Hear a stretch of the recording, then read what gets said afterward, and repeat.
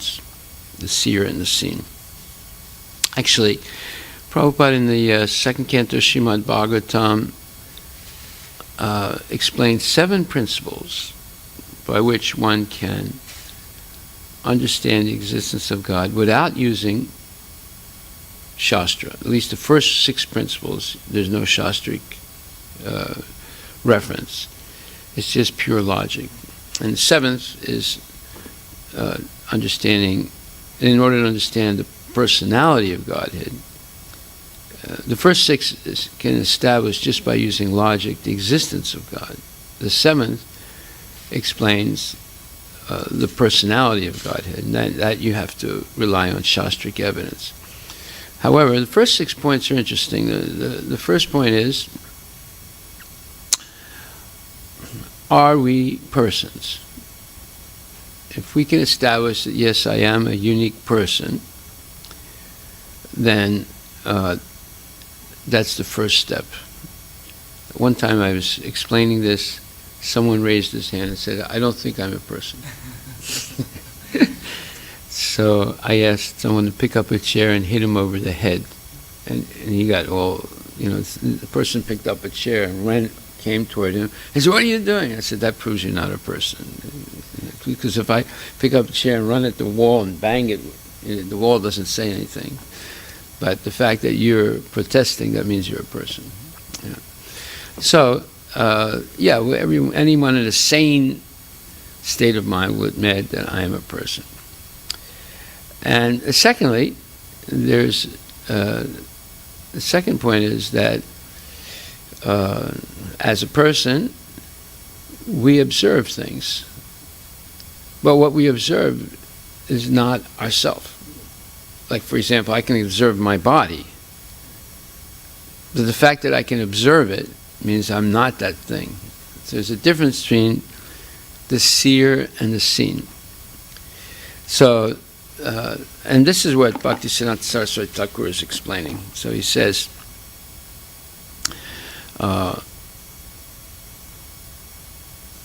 whatever I have to say, my whole message is based on proper comprehension of this truth of the seer and the seen. But how few people have really understood this drishya vichara. Showering tears, Srila Saraswati Thakur repeatedly spoke thus to Shripad Sundarananda Vidya Vinoda while Sundarananda was preparing materials for Saraswati Thakur's biography. Well, you can see he's saying his whole message is based on proper comprehension of this truth. The topic of just interest is discussed in Bhagavad Gita, Srimad Bhagavatam, and other Shastras. But Srila Bhaktisiddhanta Saraswati clarified and stressed the point perhaps more than any previous Acharya. A bogi, one who attempts to enjoy this world, considers himself drasta and everything else, including the Supreme Lord, to be drishya. So he considers himself the seer and everything else is seen.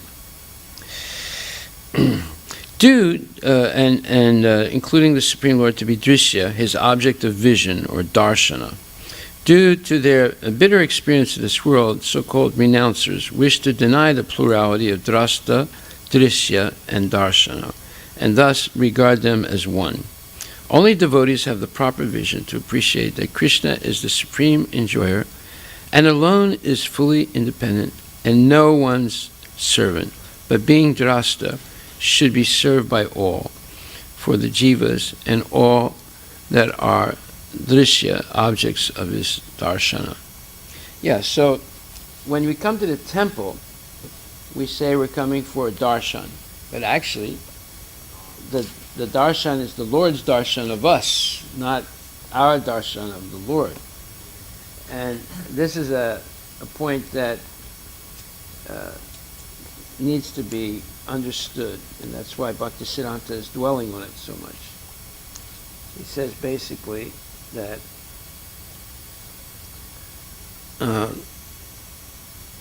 he often expounded what was called Goloka Darshana, spiritual vision, versus Jagat Darshana, or worldly vision. By Goloka Darshana, Krishna is perceived as the center of existence, and everything in this world as paraphernalia for serving him. By Jagat Darshana, the jiva considers himself the center of existence and views everything, even Godhead, as paraphernalia for his personal sense enjoyment.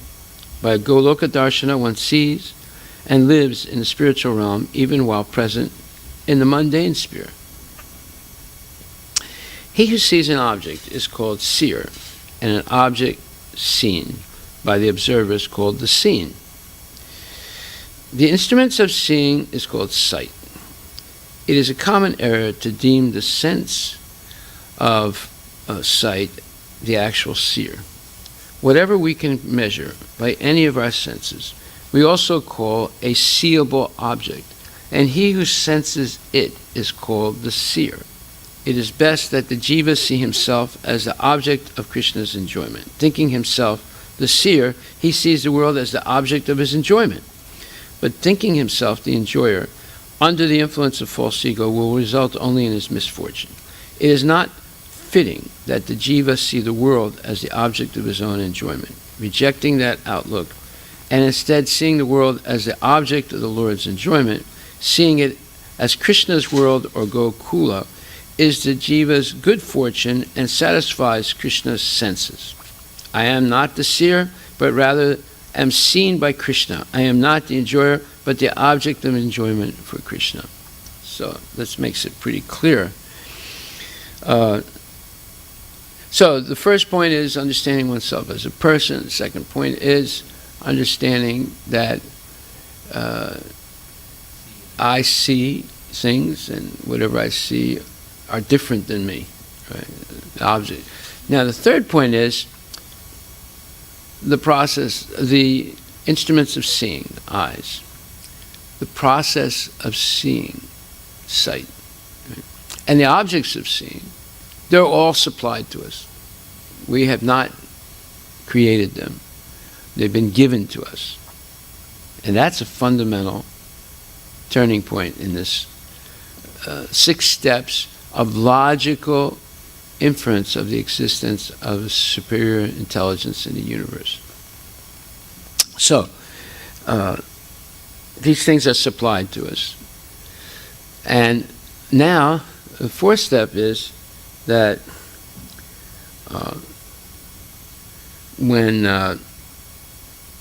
we'll come to that. So, the enjoyers of this world think themselves seers, and the renunciates, in counter to the bitterness they have experienced in the world, ultimately conclude that the seer and enjoyer are nirvisesa, devoid of characteristics. But although, so in other words, the people who are the neti-netis, they're saying the truth can't be this, it can't be that, this is temporary, that's temporary, the truth can only be something that's not temporary, and they end up with, instead of the truth, they end up with the flip side of everything neti-neti, and that is the unmanifest state of nature, or avyakta. So this is the zenith for the Buddhists. By using the nyaya and neti-neti process of elimination of whatever cannot be the absolute truth, they end up with the avyakta state.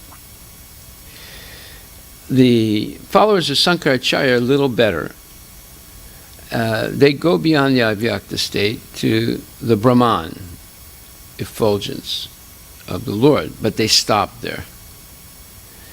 So, and that's because they accept the Vedas, but they accept the Vedas with the interpretation of Sankaracharya.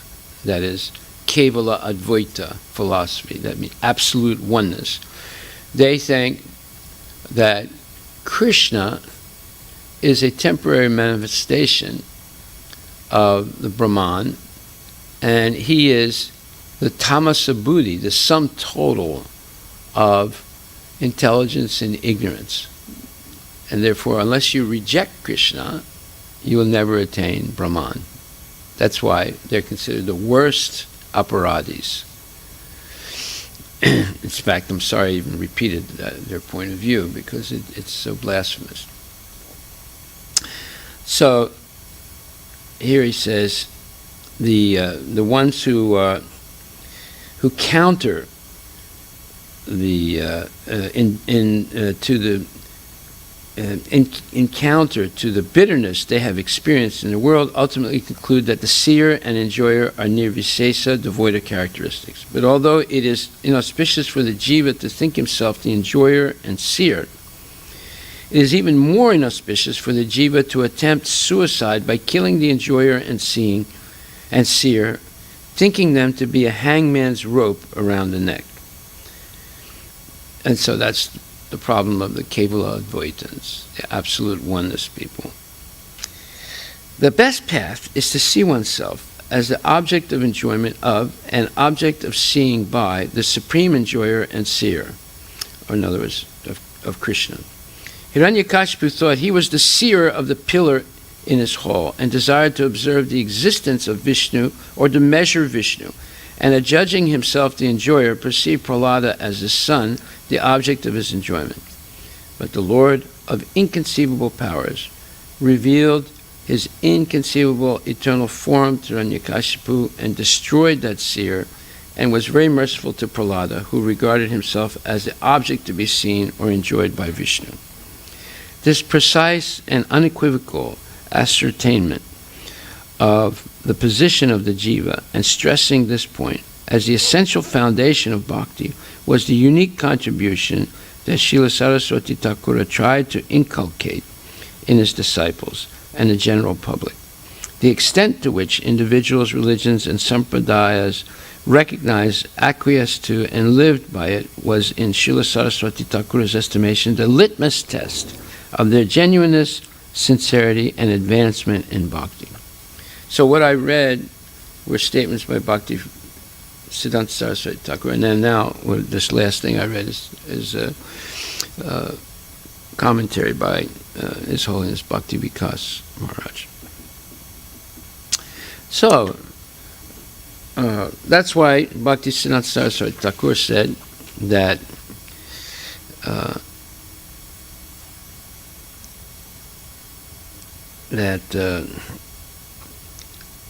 whatever I have to say, my whole message is based on proper comprehension of this truth of drasta, drishya, and darshana. Okay. And Prabhupada says the same thing in the Bhagavad Gita in several places. So the first chapter, 32nd verse to the 35th verse, he says,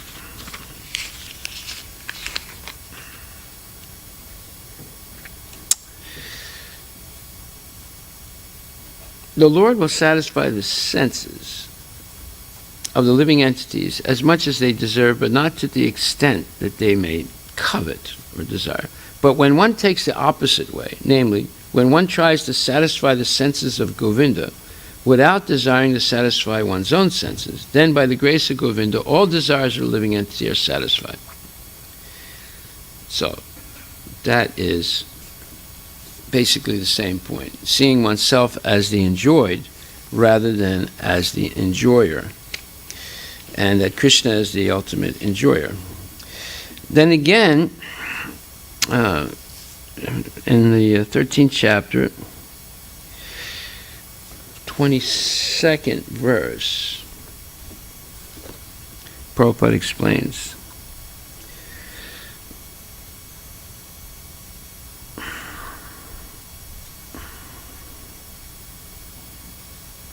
okay, he says, unless one is situated in Krishna consciousness, his material consciousness will oblige him to transfer from one body to another because he has material desires since time immemorial. But he has to change that conception. That change can be effected only by hearing from authoritative sources. The best example is here. Arjuna is hearing the science of God from Krishna. The living entity, if he submits to this hearing process, will lose his long-cherished desire to dominate material nature, and gradually and proportionally, as he reduces his long desire to dominate, he comes to enjoy spiritual happiness. In a Vedic mantra, it is said that as he becomes learned in association with the Supreme Personality of Godhead, he proportionally relishes his eternal blissful life. So, the change of consciousness from being the enjoyer to being enjoyed is what it's talking about. That change can be affected, he says, but he has to change that conception. What is the conception? That he's the enjoyer, he's the dominator, he's the owner. Okay. And also, so in several places, he mentions the same concept. So then, Bhakti Vikas Maharaj continues, being divisive and certainly unpalatable to committed worldly sense enjoyers and advocates of a plurality of viewpoints, this ontological teaching gave definition to the Gaudiya Mata as being not simply another religious organization, nor one characterized merely by high moral standards, but as philosophically distinct from other religious paths and even from other Vaishnava sampradayas and Gaudiya subsects, and from Gaudiyas and others who quoted Shastra but had not grasped this essential point by which Shastra is to be accepted. Now, he quotes Bhakti Siddhanta Saraswati Thakur. Whether or not their position has strength, all have the right to speak and make personal judgments.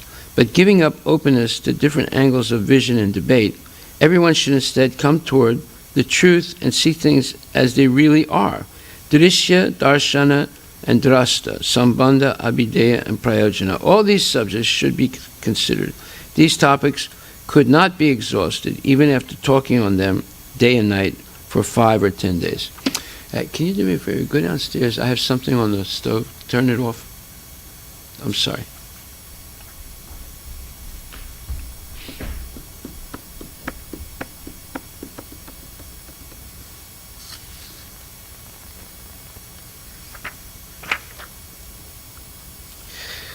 So there's a note here. What's the note? It says, the obscure term Triputi Vinasa is taken from certain writings of the Sri Sampradaya. Triputi Vinasa. So I guess, where did you get that word? Oh yeah. The Drigdrishya Vichara was particularly a rebuttal to the Mayavadi theory of Triputi Vinasa, which proposes that spiritual perfection lies in the Vinasa, destruction of the Triputi, 3 factors, namely between Jnana, knowledge, Gyeya, the object of knowledge, and Gyata, the knower, with all merging into oneness. These divisions parallel Drishya, Darshana, and Drasta,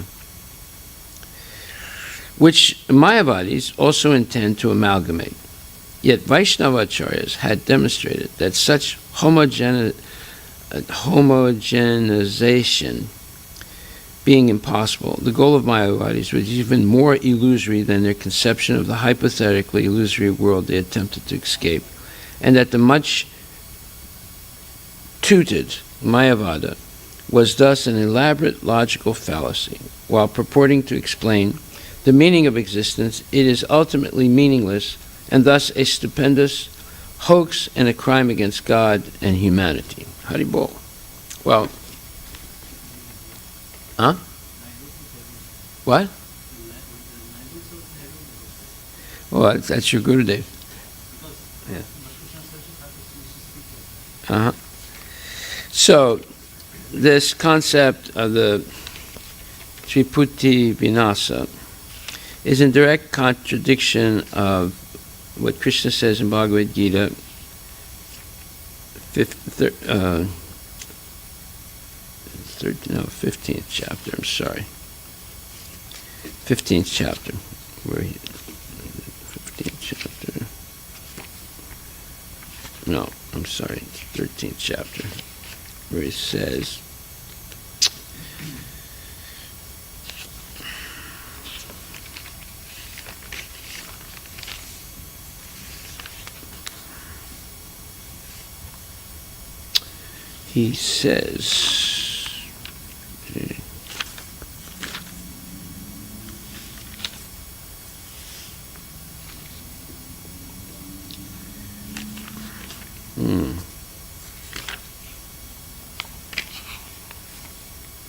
he say it? And he talks about, okay, wait a minute. It's got to be the 15th chapter. Huh?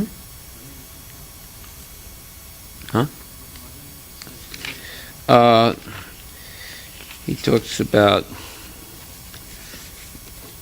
Jnanam, Gyayam, 13th chapter, yeah. How come I'm not seeing it? Let's see where it is.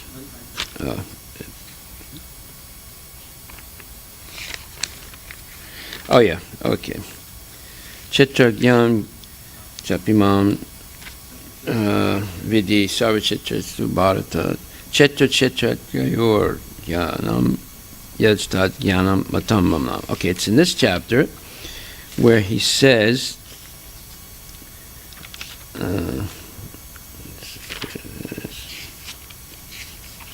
why am I not seeing it?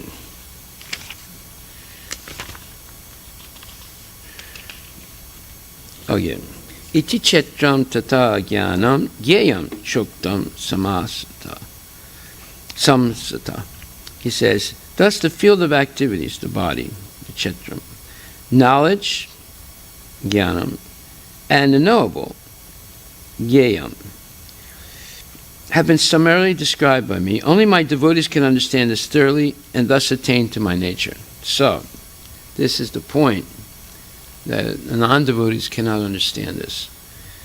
And therefore the Mayavadis, being non-devotees, they want to amalgamate the three. Chetra, Jnanam, and Gyayam.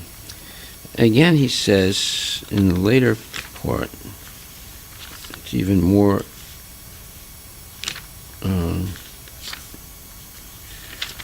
where does that say? That unless one understands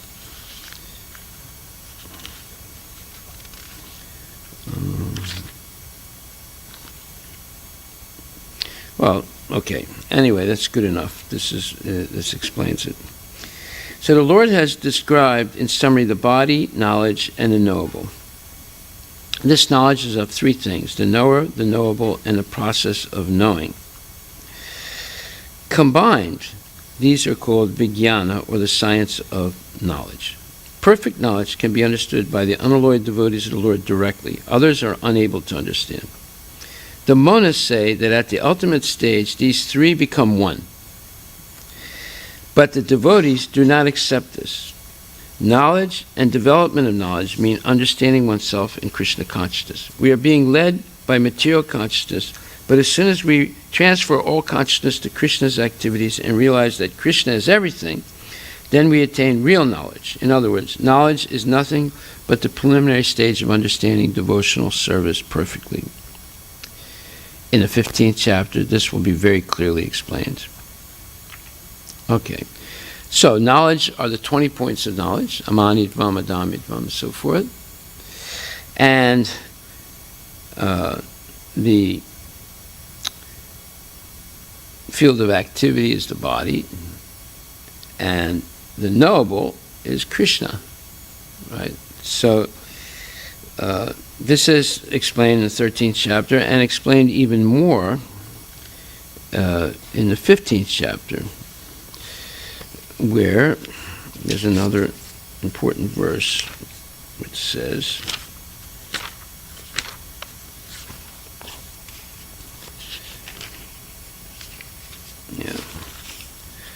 okay.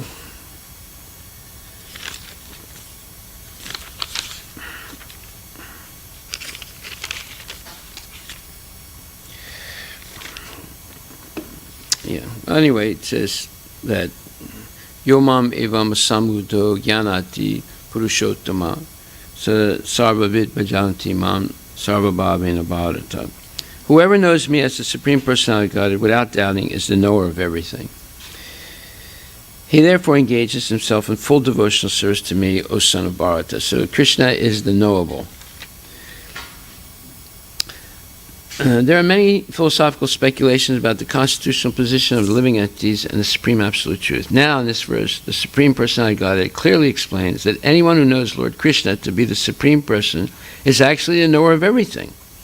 The imperfect knower goes on simply speculating about the absolute truth, but the perfect knower, without wasting his valuable time, engages directly in Krishna consciousness, the devotional service of the Supreme Lord. Through the whole of Bhagavad Gita, this fact is being stressed at every step. And still there are so many stubborn commentators on Bhagavad Gita who consider the Supreme Absolute Truth and the living entities to be one and the same. So, okay. So we see that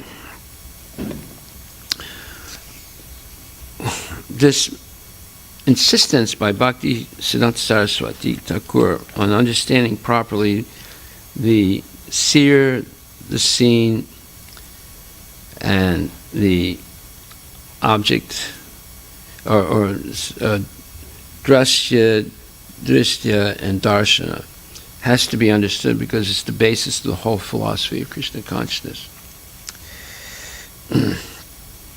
This drishya vichara was particularly a rebuttal to the Mayavadi theory of Triputi Vinasa, which proposes that spiritual perfection lies in the Vinasa, destruction of the Triputi, three factors, namely between jnana, knowledge, gyeya, the object of knowledge, and gyata, the knower, with all merging into oneness.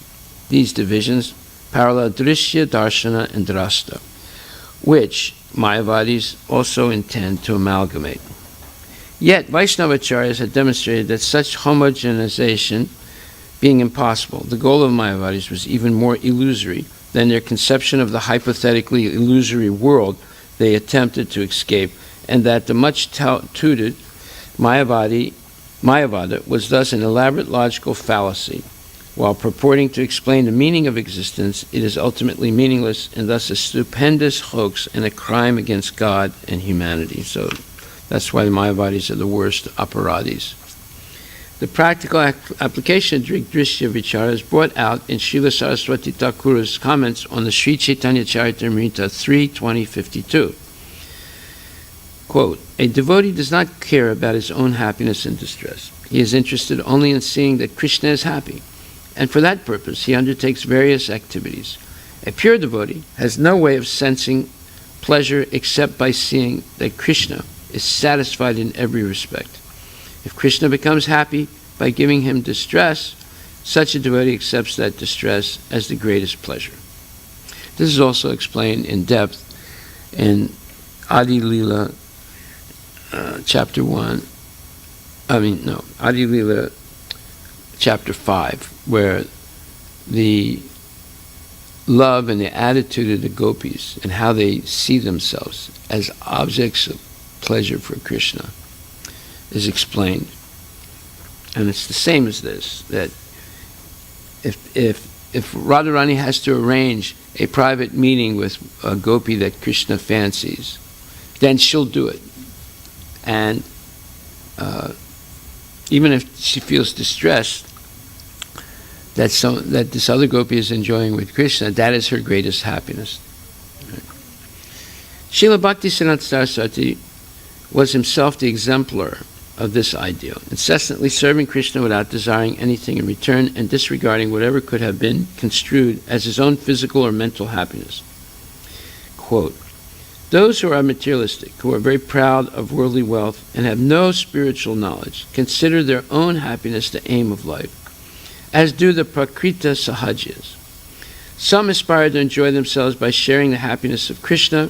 This is the mentality of fruitive workers who want to enjoy sense gratification by making a show of service to Krishna."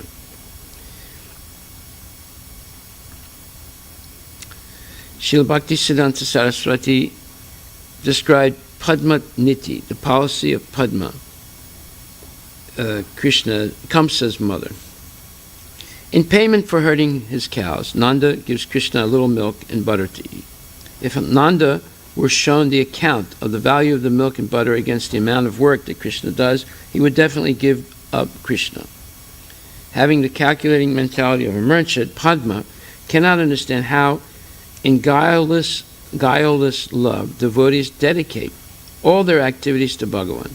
Non-devotees cannot comprehend how devotees give their all to Krishna, and how Krishna is more dear to Nanda than his very life. Therefore, non-devotees resort to Padma-niti, for conducting mercantile exchanges with Bhagavan. And Padma is in the spiritual world in Goloka Vrindavan. Yeah, Kamsa's mother. Huh? Yeah. Similarly, Srila Saraswati Thakura often gave the example of Ravana stealing Maya Sita, citing the statement, apakrita vastu nahi pakrita gochara. Spiritual phenomena are never within the jurisdiction of material intellection. He would say, if we make a show of living in Navadvip Dhamma, we do not live there at all. If we pretend to approach a guru and receive diksha and shiksha, then actually we do not go near or even see him.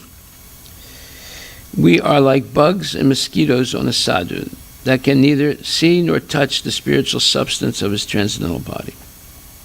Srila Saraswati Thakura always uttered words like adyakshika, empiric, and adyakshikata, empiricism, with an air of distaste, and repeatedly decried empiricists' attempts to extend their mensural,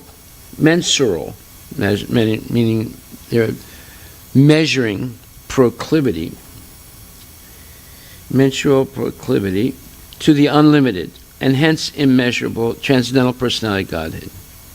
Galileo's utterance, measure what is measurable and make measurable what is not, had ushered in the empiric ethos, or the empiric concept or belief, typifying that era. But Srila Saraswati Thakura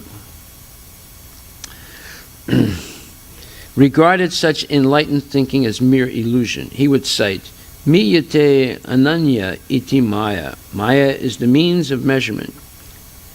And he entirely explained the import of words like ahoxaja and apakrita.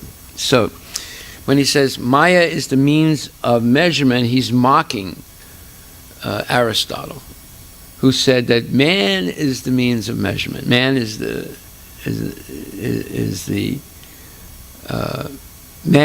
mankind, or man is the measure. So he's mocking Aristotle, because that's the beginning of Western empiricism and atheism. That man is the measure, and he's saying that Maya is the means of measurement. In other words, you will never be able to measure the Lord. It's just an illusion. Whereas Galileo is saying, measure what is measurable and make measurable what is not measurable. So it's all nonsense. Yeah. To the many who came to Srila Saraswati Thakura with the premature and immature hope that he would show them God, he would reply, don't try to see God, but try to act in such a way that he will want to see you. A Gaudiya article entitled Venu Uvapu clarified. One who asks a guru to show him Bhagavan can never really be attracted to the sweetness of Krishna's flute, from which all Vani emanates. But those, in other words, Krishna's flute, that's what Brahma heard, and it became enlightened by hearing the flute of Krishna. So the flute of Krishna is actually Vani, the sweet nectar coming from the lips of Krishna, and that's in the form of transcendental knowledge. But those who genuinely want to serve the form of Godhead request a guru. By your instructions, please correct and purify me, and give me eyes by which I may actually see. Godhead must be seen first, through the ears. First Vani, then Vapu. The ears prepare the eyes. Srila Bhaktisiddhanta Saraswati did not deny the importance of the quest to see God. Rather, he underscored its importance, stating that to behold the beauty of Shri Radha Krishna's toenails is the only proper utility of the eyes. Yeah, and if you read in the second canto of Srimad Bhagavatam, there's a long description of how to meditate on the Lord. You always begin with his feet. You don't begin with the face. It is necessary, Srila Bhaktisiddhanta Saraswati did not deny the importance of the quest to see God. Rather, he underscored its importance, stating that to behold the beauty of Shri Radha Krishna's toenails is the only proper utility of the eyes. Yet he stressed that the only possible means to achieve such darshana is by developing a service attitude, which itself is tantamount to seeing God. Tantamount to seeing. In other words, if you engage in service of Krishna, you will see him.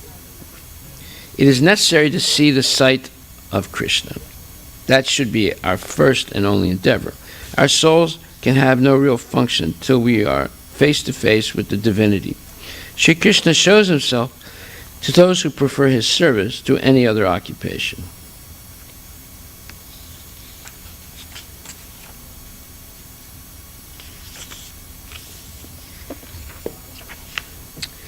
Seeing Bhagavan means total engagement of the senses in his service. In other words, serving the Lord 24 hours a day with all one's senses means being established in one's primal constitutional position in which one naturally sees Bhagavan. By the Guru's mercy and strength gained from personal bhajana, one becomes fully aware of Krishna's manifestation both internally and externally. This is seeing Bhagavan. In a lecture on 10th November 1936 in Puri, so Bhaktisiddhanta Saraswati Thakur disappeared in December 31st, 1936. Srila Bhaktisiddhanta Saraswati emphasized the type of faith required to approach the Supreme Lord. I see the statue. This kind of thinking is in the spirit of enjoyment, whereas the deity sees me, my uncovered pure self, is deity darshana. In other words, instead of I see the deity, it's that the deity sees me and knows who I really am, knows my inner self. The deity sees me, my uncovered pure self, is deity darshan. If in the same way that I see a movie, drama, or gymnastic display, or hear a song, I think, I can see the deity with my eyes and fathom him by my intelligence. Such an attempt will be on the material platform. One will do, well, because if you're looking at a movie, you're looking at it for entertainment, as if with the implication that I am the enjoyer and the movie is the enjoyed. Right? However,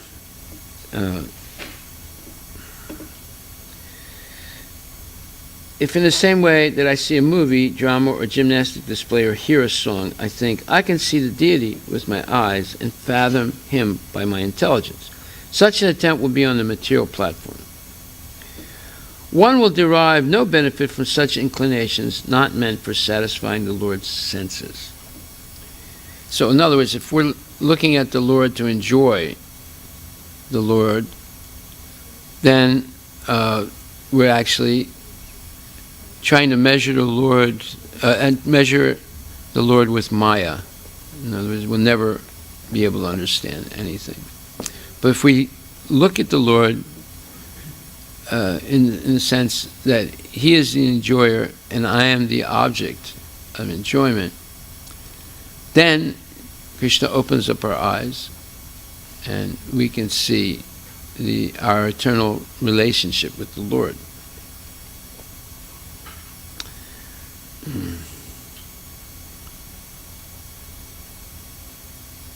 One will derive no benefit from such inclinations not meant for satisfying the Lord's senses. Faith in the Lord entails not having faith in mundane enjoyment or renunciation. If one has faith in this world, then that is bhoga, enjoyment. If the objects of the world are for my enjoyment, in other words, the objects of the world are for my enjoyment, such a mentality is due to not having initiation and spiritual knowledge. Worldly people are completely different from devotees. Difficulties occur when one thinks that he is to be served, he who is to be served should serve oneself.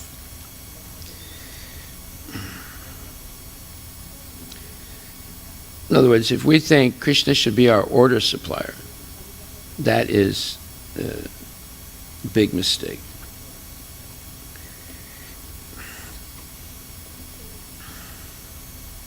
Worldly people are completely different from devotees. Difficulties occur when one thinks that he is to be served. No, when one thinks that he who is to be served should serve oneself. O Lord, take notice of me. I am coming to collect dues from you in the form of dharma, artha, kama, moksha for sense gratification. Hiding this inner intention, a person says, Jagannatha Swami, Nayana Patagami, Bhavatu me. O Lord of the universe, be visible to me. And other such delirious karma kandiya words. Ah, interesting. So we should not chant that? Have you heard that?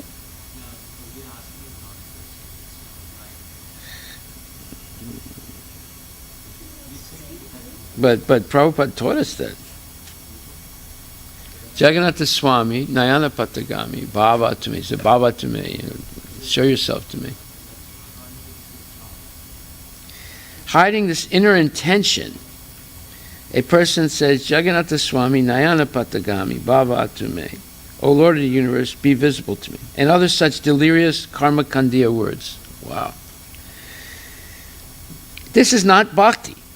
I went and saw the holy place. I went and saw the tree. I went and saw Jagannatha. I went and saw the sadhu. Bestowing on them a degree, I have dismissed them and come here. All of this is a matter of enjoyment and cannot at all be called service if the consideration of who am I has not entered the heart, and if sambandha jnana concerning my eternal object of worship never arises, then how will Shraddha and Saranagati develop?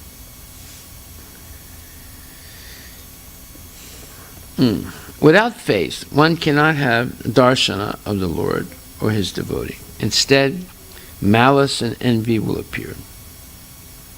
Why envy?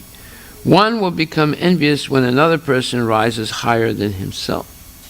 In the opening of Bhagavatam, Bhagavata-dharma is called the dharma of those sadhus who are without envy. Yeah, it's the second verse, Srimad Bhagavatam, Canto 1.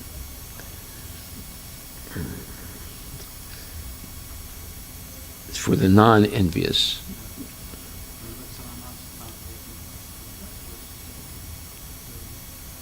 Yeah.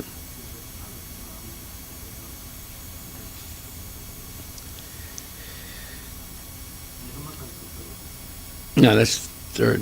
That's the second one. Yeah.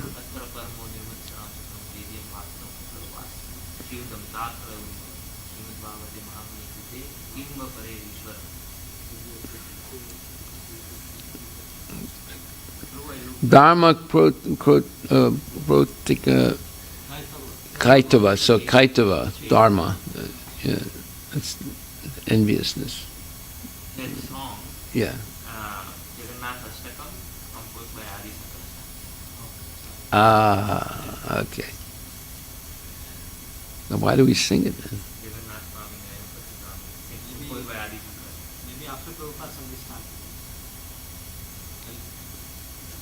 Interesting.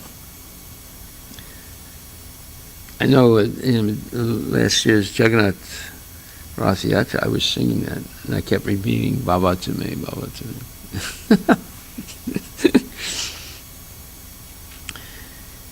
In the opening of Bhagavatam, Bhagavata-dharma is called the dharma of those sadhus who are without envy. All humanity is careering around only with the concept of dharma, artha, kama, moksha. Careering, it's a nice word. I mean, they're making a career of dharma, artha, kama, moksha. But the means for attaining such goals are not given in the Bhagavatam.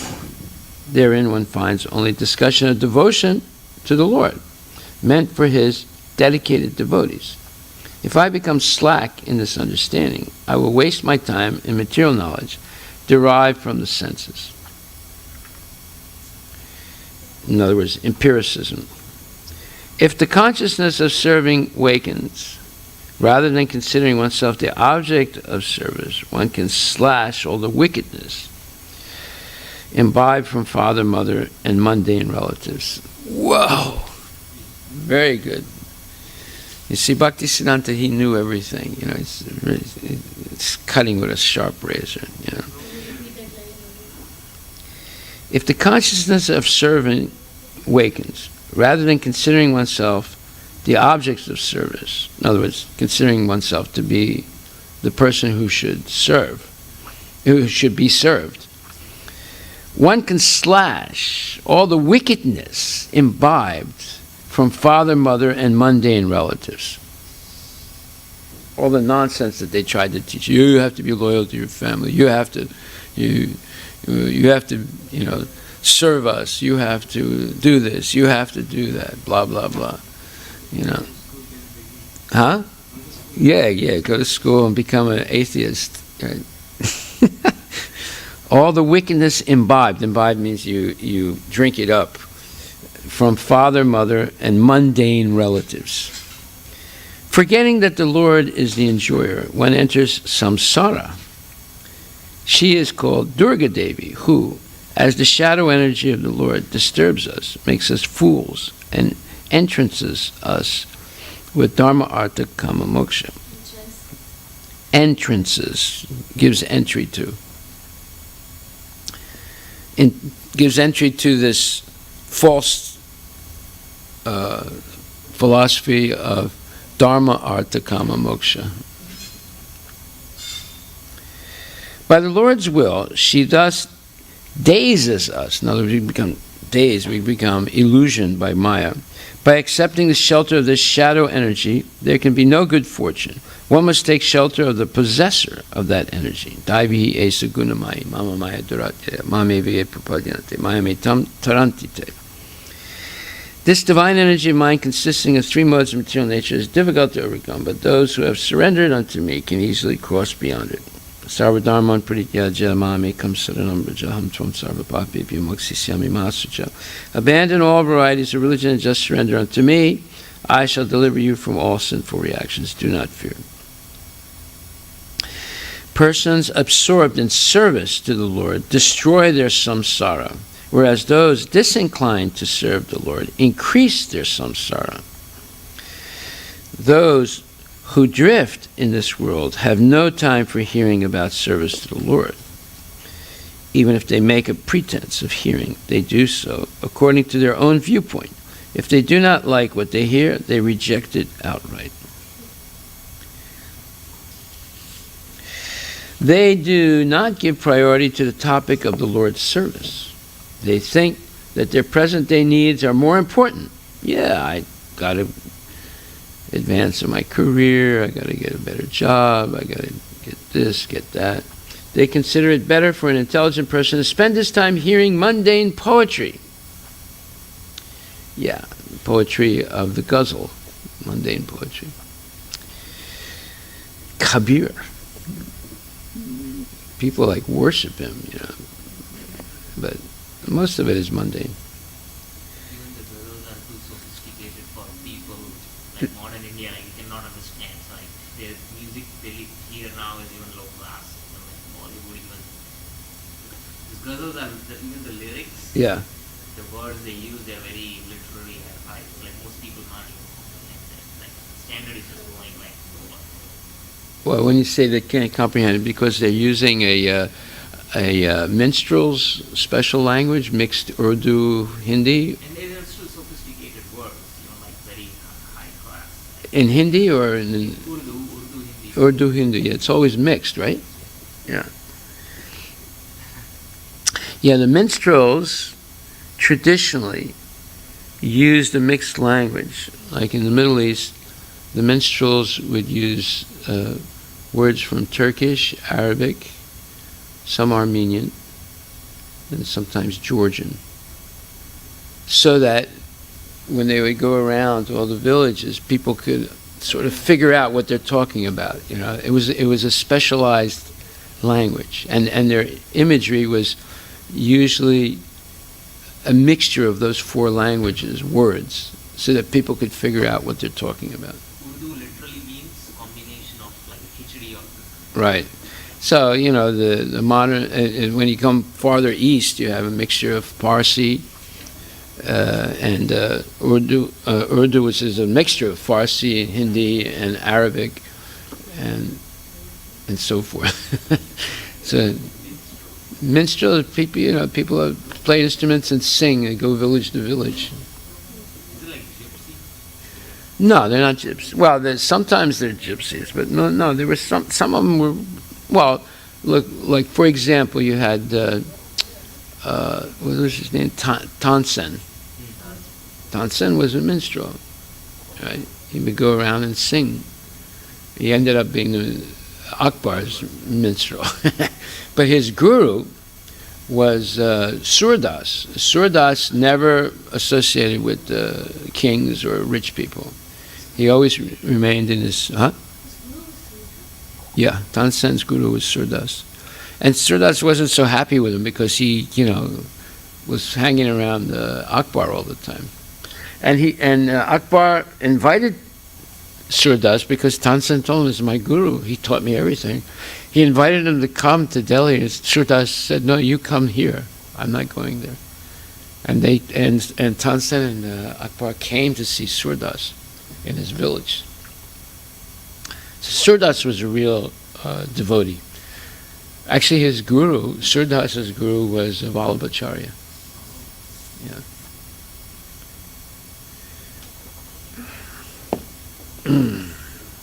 So, they think their present-day needs are more pressing. They consider it better for an intelligent person to spend his time hearing mundane poetry. What right do we have to accept service from others? But in spite of that, we think, let the whole universe serve me. And I use the river water and the fruit from the tree, but have no connection with the Lord. If one wants to know about the Lord, he must approach a devotee of the Lord. One cannot bypass the proper channel. Ordinary persons and kanistadikaris cannot comprehend who is serving the Lord and who is not. Rather, they have the inclination to oppose those who serve the Lord because the service attitude and behavior of a devotee does not mix well with worldly so-called moral or immoral conduct. Perfectly right. Materialists disparage devotees of the Lord, understanding that they are not instruments for the materialist's satisfaction and pleasure. Now you know why sometimes your family members will object to you being Krishna conscious. They say, "Oh, you're not loyal to our family. You're not loyal to our traditions." It's come up with all these crazy statements. Ordinary persons. Okay. In another lecture, Bhaktisiddhanta Saraswati said, "Those with contaminated intentions cannot worship the transcendent Lord. Their entire way of thinking is quite different from that of the pure-hearted. The contamination is desire for dharma, artha, kama, moksha. Those who buy a ticket of dharma, artha, kama, moksha do not buy a ticket to the terminal station of prema. They revolve throughout the universe or otherwise accept imperialistic suicide as the ultimate aim. Can you repeat this? What is imperialistic suicide? Imperialistic suicide, imperialism is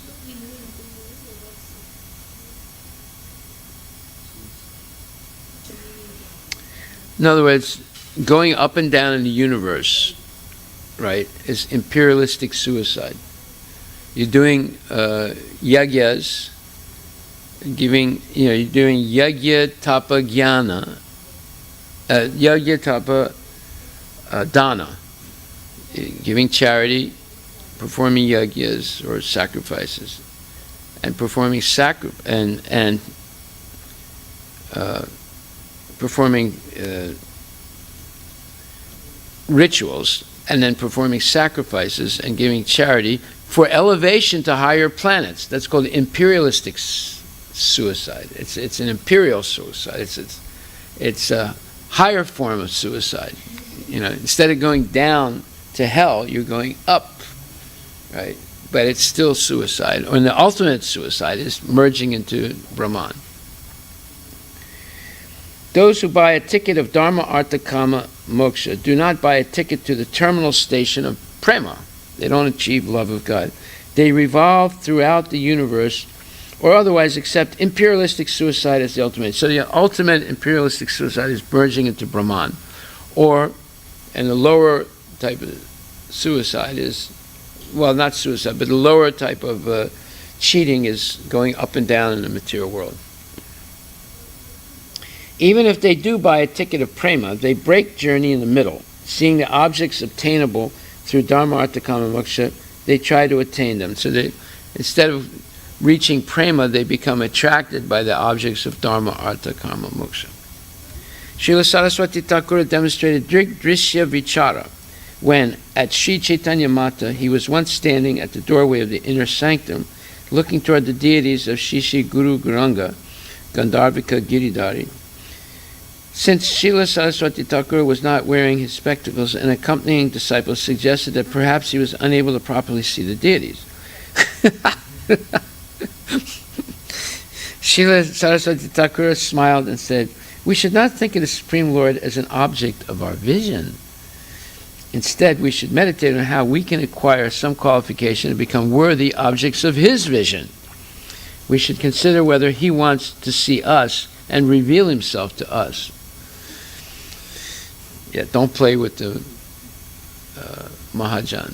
Don't play with the pure devotee. You know. Following the example of Lord Chaitanya, Srila Bhaktisiddhanta Saraswati took Darshana of Jagannatha in Puri from a distance, from behind the Garuda Stamba at the entrance to the temple. He explained, "We will stand behind our Guru, Garuda. Jagannath will look at Garuda because Garuda is his devotee. Then he will also cast his merciful glance upon us." Nice way of looking at it. After once taking Darshana in this way, Srila Bhaktisiddhanta Saraswati expounded, "Jagannath is not drishya, but drasta. Only when a jiva is wholly free from the conception of himself being drasta, and when he is fully situated in the understanding of himself as drishya, drashya means the seer, drishya means the seen, understanding himself as drishya of Jagannath and to be enjoyed by him, then only can the jiva remain sevonmukha and with eyes of love actually have darshana of Jagannatha." Sevonmukha hi jivanam. Jivadu, yeah. That you serve the Lord with your tongue. Right? You don't. You see with your tongue by glorifying the Lord. You begin the whole process of devotional service with the tongue by taking prasadam and speaking Krishna Katha.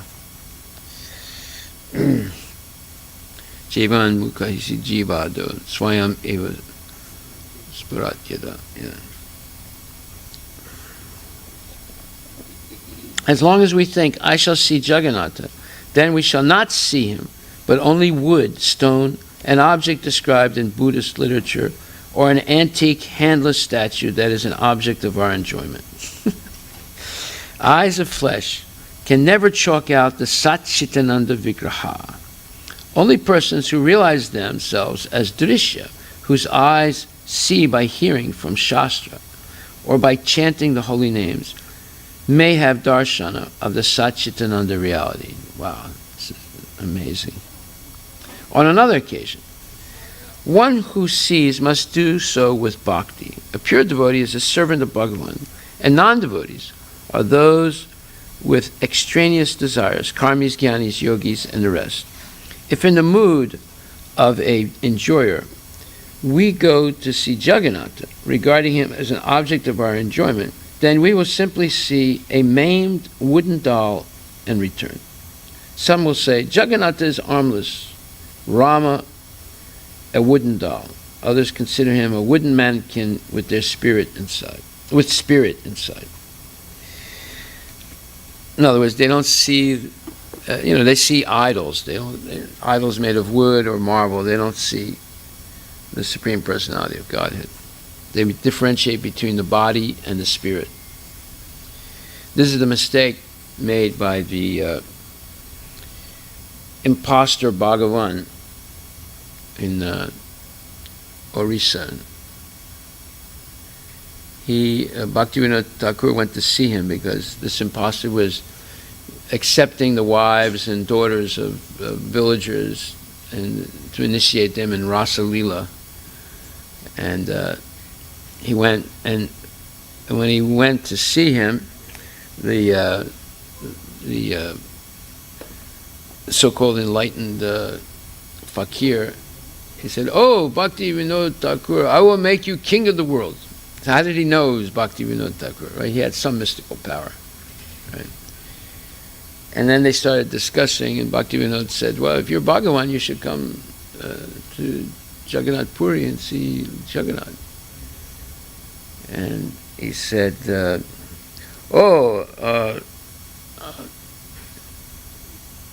they were talking about Lord Chaitanya also. And he said, "Oh, the Jagannath is a wooden statue, but Lord Chaitanya is the moving Bhagavan." So Bhaktivinoda Thakur got really angry. He said, "You're under arrest. You're a rascal," because he differentiated between Jagannath and Chaitanya Mahaprabhu. He was, he caught him. And that's what rascals do. They belittle the deity. When a devotee requested Srila Bhaktisiddhanta Saraswati, "Be merciful to me, I want to see Bhagavan in this life," he was reproved. In other words, he was chastised. "Will you see Bhagavan, or will Bhagavan see you? For your own satisfaction, you want to see Bhagavan. This is not the correct attitude." Thus again insinuating that simply an impression on the retina is the inner eye, right, is not sufficient for seeing the Supreme Lord. To actually see him, one must serve the Guru and be awarded divine vision. As Srila Bhaktisiddhanta Saraswati insisted, the path to see God is by service-inclined subservience to the Guru, who is a transparent representative of the Parampara, and by waiting for and expecting the mercy of Krishna. Srila Saraswati Thakur emphasized that hearing from devotees is more important than independently reading Shastra or attempting to see the Lord directly. He would cite Shrutekshita Pataha, the process of seeing by hearing, and explain, vision of Krishna can be attained only through the medium of the ear by hearing Harikatha from pure Vaishnavas. When a man told him, while sitting on the riverside yesterday, "I saw Krishna," Srila Saraswati Thakur asked him, Did you not also see Maya? If you are still seeing Maya, it means you did not see Krishna. You must have seen a ghost. The test of seeing Krishna is to no longer be interested in Maya. Anyone can say he has seen Krishna, but Rupa Goswami says, Smeran Bangitraya Parichitam Sachi Vistirna Dristim Vamsi Nyastadara Kisalayam Ujvalam Chandrakena Govindakyam Haritanum Ita Keshi Tirtopakante Ma Preksistas Tava Yadi Sake Bandhu Sange Sri Ranga.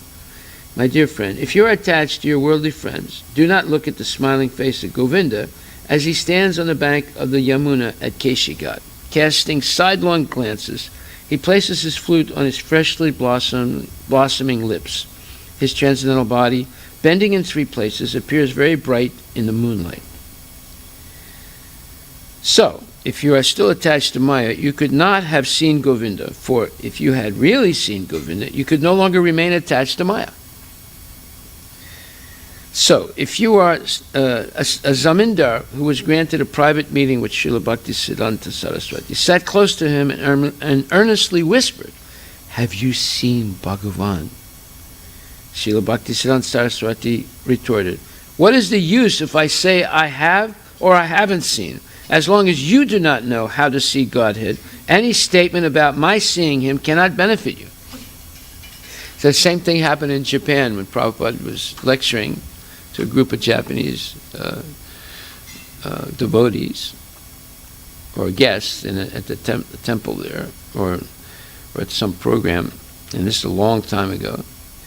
One one Japanese guy asked him, and said, "Oh, have you seen the Indra?" And Prabhupada said, "What is it to you if I see Indra or haven't seen Indra? It's not going to help you." The same thing as Bhaktisiddhanta, What is the use if I say I have or haven't seen? As long as you do not know how to see Godhead, any statement about my seeing Him cannot benefit you. You must learn how to see Godhead. Otherwise, anyone can tell you that he has seen the Supreme Lord, and you will be hoodwinked. The Zamindar was not satisfied with this reply and repeatedly asked, "Have you seen? Have you seen?" But Srila Bhaktisiddhanta Saraswati stuck to his point. Without knowing who is the Supreme and the authorized process for seeing Him, any such declaration, "I have seen God," will only serve to deceive you. So you see, many of these big gurus, they all claim to have seen God. Like Paramahansa Yogananda, in his book, The Autobiography of Yogi, he says that one day in 1930, he was in a hotel in Bombay, and when he looked out the window, he saw Krishna. Yesterday we met a lady on the circuit, and she showed a picture that she saw an angel. Me and Krishna Gundimela Prabhu were there. And she showed that Krishna Gundimela and I were there. She showed a picture where some flashes there. She said, "Look, I was there and God sent the angel on this street at this place and this time." You should have said, "I'm that angel. I was there. I'm the one you saw." Yeah. You're the real angel because you're trying to get. Did that person take a book?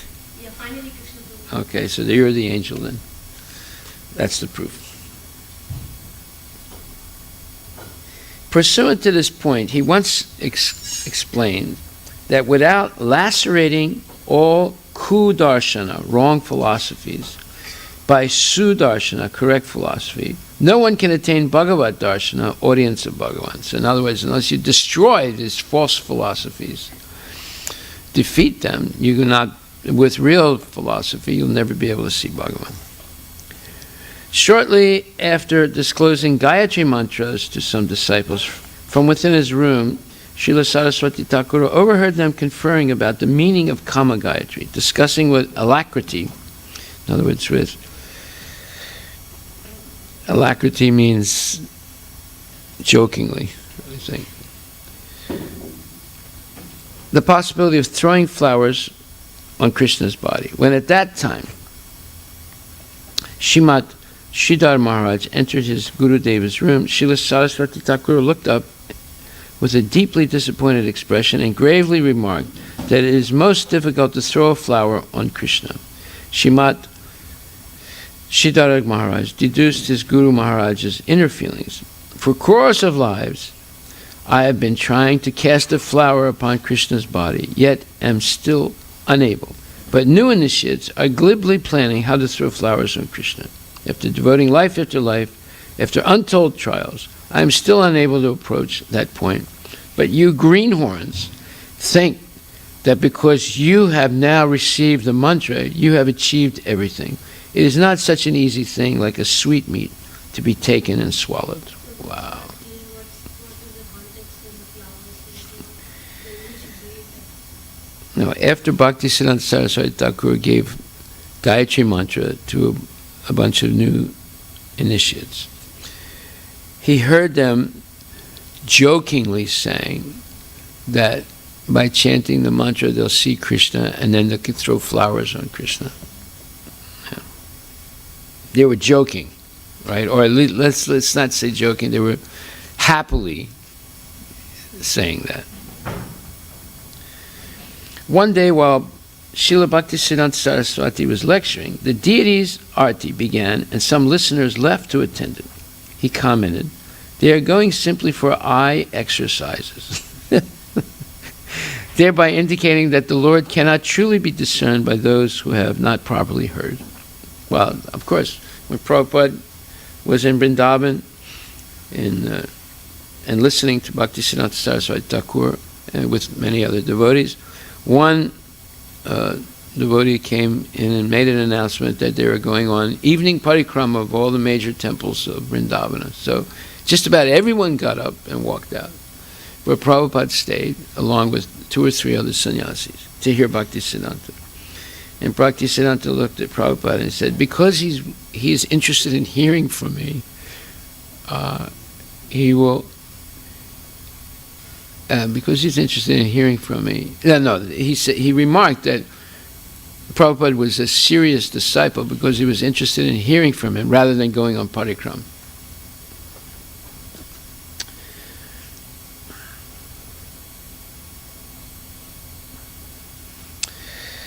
They are going simply for eye exercises, thereby indicating that the Lord cannot truly be discerned by those who have not properly heard. And in Puri, he commented similarly to a disciple who, having gone for Darshana of Jagannatha, arrived at the end of his, Srila Bhaktisiddhanta Saraswati's, Katha in the Mata, in the temple, Gaudiya Mat temple, a lecture in which he had expounded on the actual meaning of Jagannatha Darshana. And he said, even now, you are very late. Even now, you are wandering here and there, going to see Jagannatha through these eyes. If you do not first attain spiritual knowledge through the ears, then going to see Jagannath will simply be curiosity mixed with personal sense gratification. I am not saying not to go to the temple to see Jagannath. He's saying, I'm saying you can go to see the Jagannath, but Jagannath will see. The pretense of darshana by a person lacking an objective is no darshana at all. See Jagannatha as the object of service, different from the world of personal enjoyment. When you go to see Jagannath, do not just see the material world, but attain spiritual knowledge.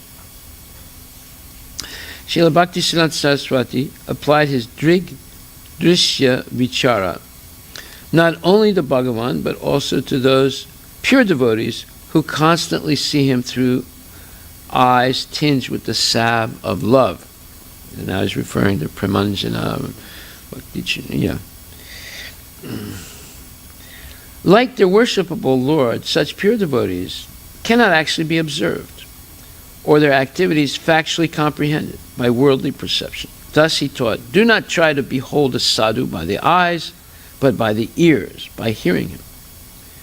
One day, a renowned professor came to the Gaudiya printing works to meet Srila Saraswati Thakur, who was sitting there expounding Harikatha to his disciples. In course of conversation, the professor related that he had recited the Gita before Bhakti Vinod Thakur and was well acquainted with him and some of his children. Srila Saraswati Thakur immediately retorted, you never saw Srila Bhakti Vinod Thakur. You were never in his presence. The shocked professor replied, for so many years I discoursed to him at Ramabagan, and you are not accepting this? I am elder to you. I even know all of Bhakti Vinod Thakur's children. Huh? Srila Bhaktisiddhanta Saraswati became aroused and manifested his intrinsic nature as the lion Acharya.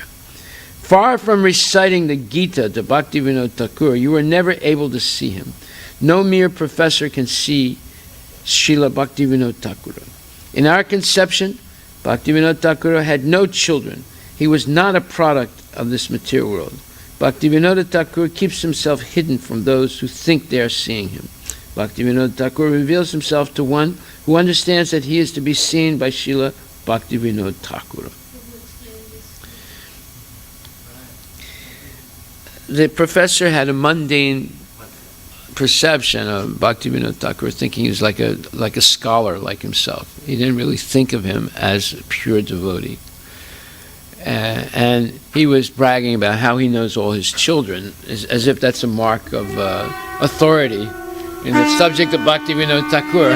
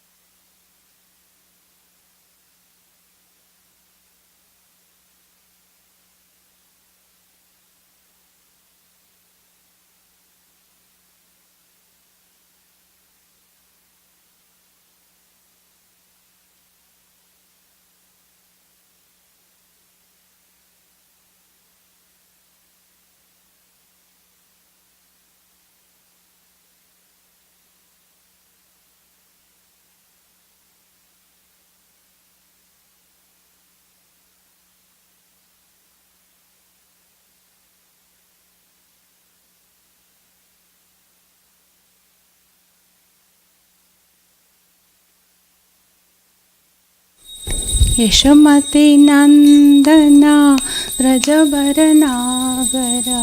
गोकुलरञ्जन गाना यशोमती नंदना व्रजवरनागरा रञ्जन गाना यशोमती नंदना व्रजवरनागरा गोकुलरञ्जन गाना यशोमती नंदना भरुनागरा गोकुलरञ्जन गाना गोपी परनधना मदना मनोहरा गोपी परनधना मदना मनोहरा गोपी परनधना मदना मनोहरा गोपी परनधना मनोहरा कालिय दमन विधाना कालिय दमन अमल हरिनाम विलासा हरिनाम विलासा विपिन पुरंदर नवीन नगर बर Vipin Purandar win नगर बर वंशी बदन सुवासा वंशी बदन आसा ब्रजजन पालना असुरकुलनाशना ब्रजजन पालना असुरकुलनाशना नंद गोधन रखवाला नंद गोधन रखवाला गोविंद माधवा नवनीत तस्करा गोविंद माधवा नवनीत तस्करा सुंदर नंद गोपाला सुंदर नंद गोपाला जमुना तट छरा गोपी बसन हरा जमुना गोपी बसन हरा रास रसिक कृप मोया रास रसिक कृप मोया श्री राधा वल्लभा वृंदावन नटवरा श्री राधा वल्लभा वृंदावन नटवरा श्री राधा वल्लभा वृंदावन नटवरा श्री राधा वल्लभा वृंदावन नटवरा भक्ति विनोदाश्राया भक्ति विनोदाश्राया यशोमती नंदना ब्रजवन नागर हंसी विदा ब्रजवर नागर गोकुलरञ्जन गाना यशोमती नंदना ब्रजवर नागर गोकुलरञ्जन गाना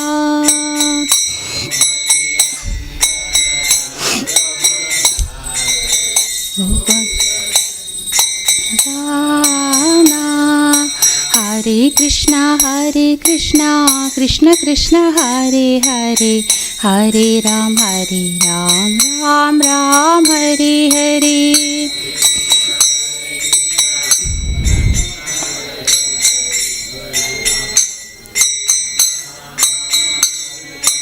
हरे Krishna Krishna Krishna Hare Hare Hare Ram Ram Ram Hare Hare Hare Krishna Krishna Hare Hare Hare Ram Ram Ram Hare Hare Krishna Krishna Krishna Hare Hare Hare Ram Ram Ram Hare Hare Krishna Krishna Krishna Hare Hare Hare Ram Ram Ram Hare Hare Hare Krishna Krishna Krishna Hare Hare Hare Ram Ram Ram Hare Hare Krishna Krishna Krishna Hare Hare Hare Ram Ram Ram Hare Hare Hare Krishna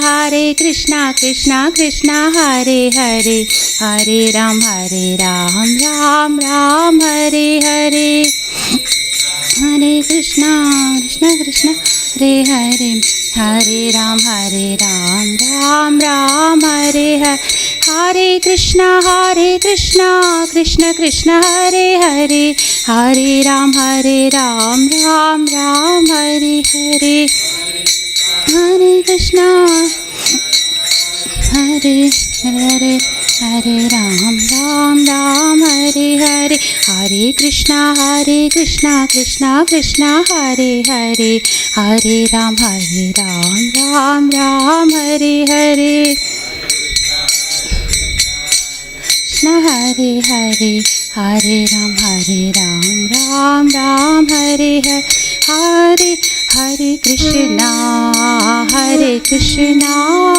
Krishna Krishna Hare Hare Hare Rama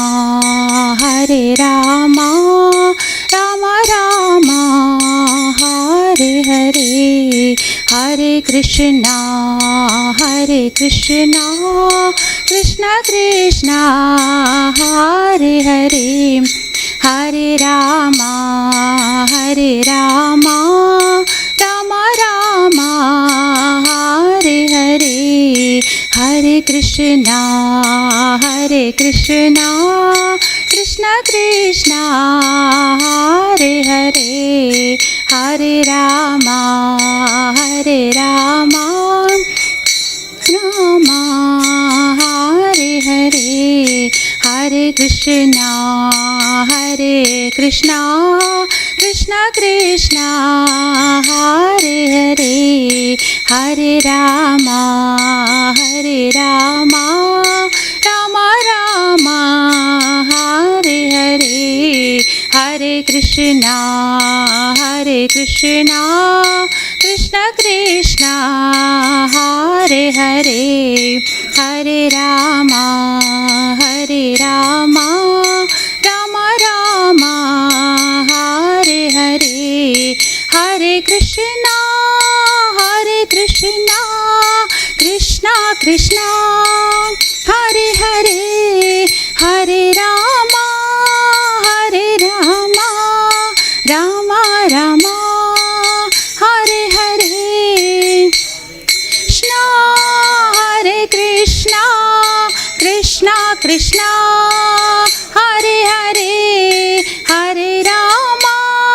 Hare Rama Rama Rama Hare Hare Hare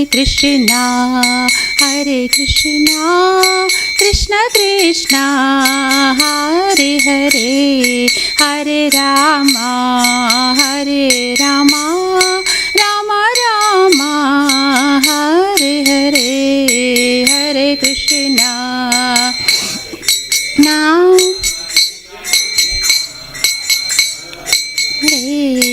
Hare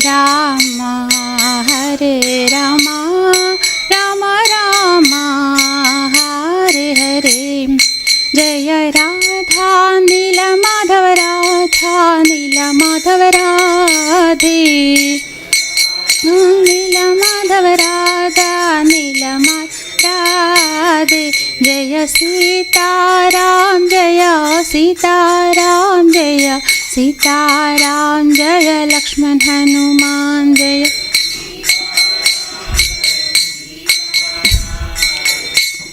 Ram Jaya Lakshman Hanuman Jaya Jagannatha Jaya Jagannatha Jaya Baladeva Jaya Subhadra Jagannatha Jaya Jagannatha Jaya Baladeva Jaya Subhadra Jaya Lakshmi Narasimha, Jaya Lakshmi Narasimha, Jaya Lakshmi Narasimha, Jaya Lakshmi Narasimha.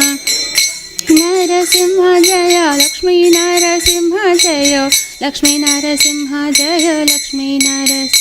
Nitai Gaura Hari Bol, Hari Bol, Hari Bol. Nitai Gaura Hari Bol, Nitai Gaura Hari Bol, Hari Bol, Hari Bol. Nitai Gaura Hari Bol. Jaya Jaya Prabhupada, Prabhupada, Prabhupada. Jaya Jaya Prabhupada, Jaya Jaya Prabhupada, Prabhupada, Prabhupada. Jaya Jaya Prabhupada, Jaya Jaya Gurudev, Gurudev, Gurudev. Jaya Jaya Gurudev, Gurudev, Gurudev. Jaya Jaya Gurudev. एवं विष्णुपाद परमहंस परिव्राजक आचार्य स्तोत्र श्री श्रीमद चरणारविंद भक्ति वेदांत स्वामी श्री प्रभुपाद की जय। ISKCON संस्थापक आचार्य श्री प्रभुपाद की जय। नामाचार्य श्री हरिदास ठाकुर की जय। प्रेम से कहो श्री कृष्ण चैतन्य प्रभु नित्यानंद श्री अद्वैत गदाधर शिवाचार्य गौर भक्तवृंद की जय। श्री श्री राधा कृष्ण गोप गोपीनाथ श्याम कुंड राधा कुंड गिरी गोवर्धन की जय। वृंदावन मथुरा धाम की जय। नवदीप मायापुर धाम की जय। पुरुषोत्तम क्षेत्र जगन्नाथपुरी धाम की जय। गंगा माई यमुना माई की जय। भक्ति देवी तुलसी महारानी की जय। समवेद भक्तवृंद की जय। All glories to the assembly Lord Hare Krishna. All glories to the assembly Lord Hare Krishna. All glories to the assembly Lord Hare Krishna.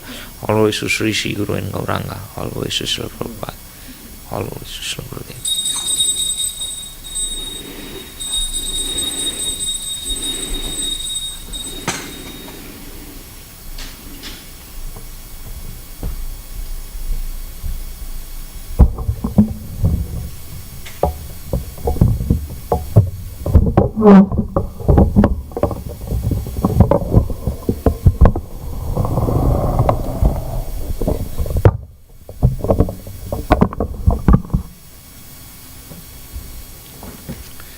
So, atak Shri Krishna nama dinaba vidgayam indriya sevan mukhe jiva do swayam eva spurat yada.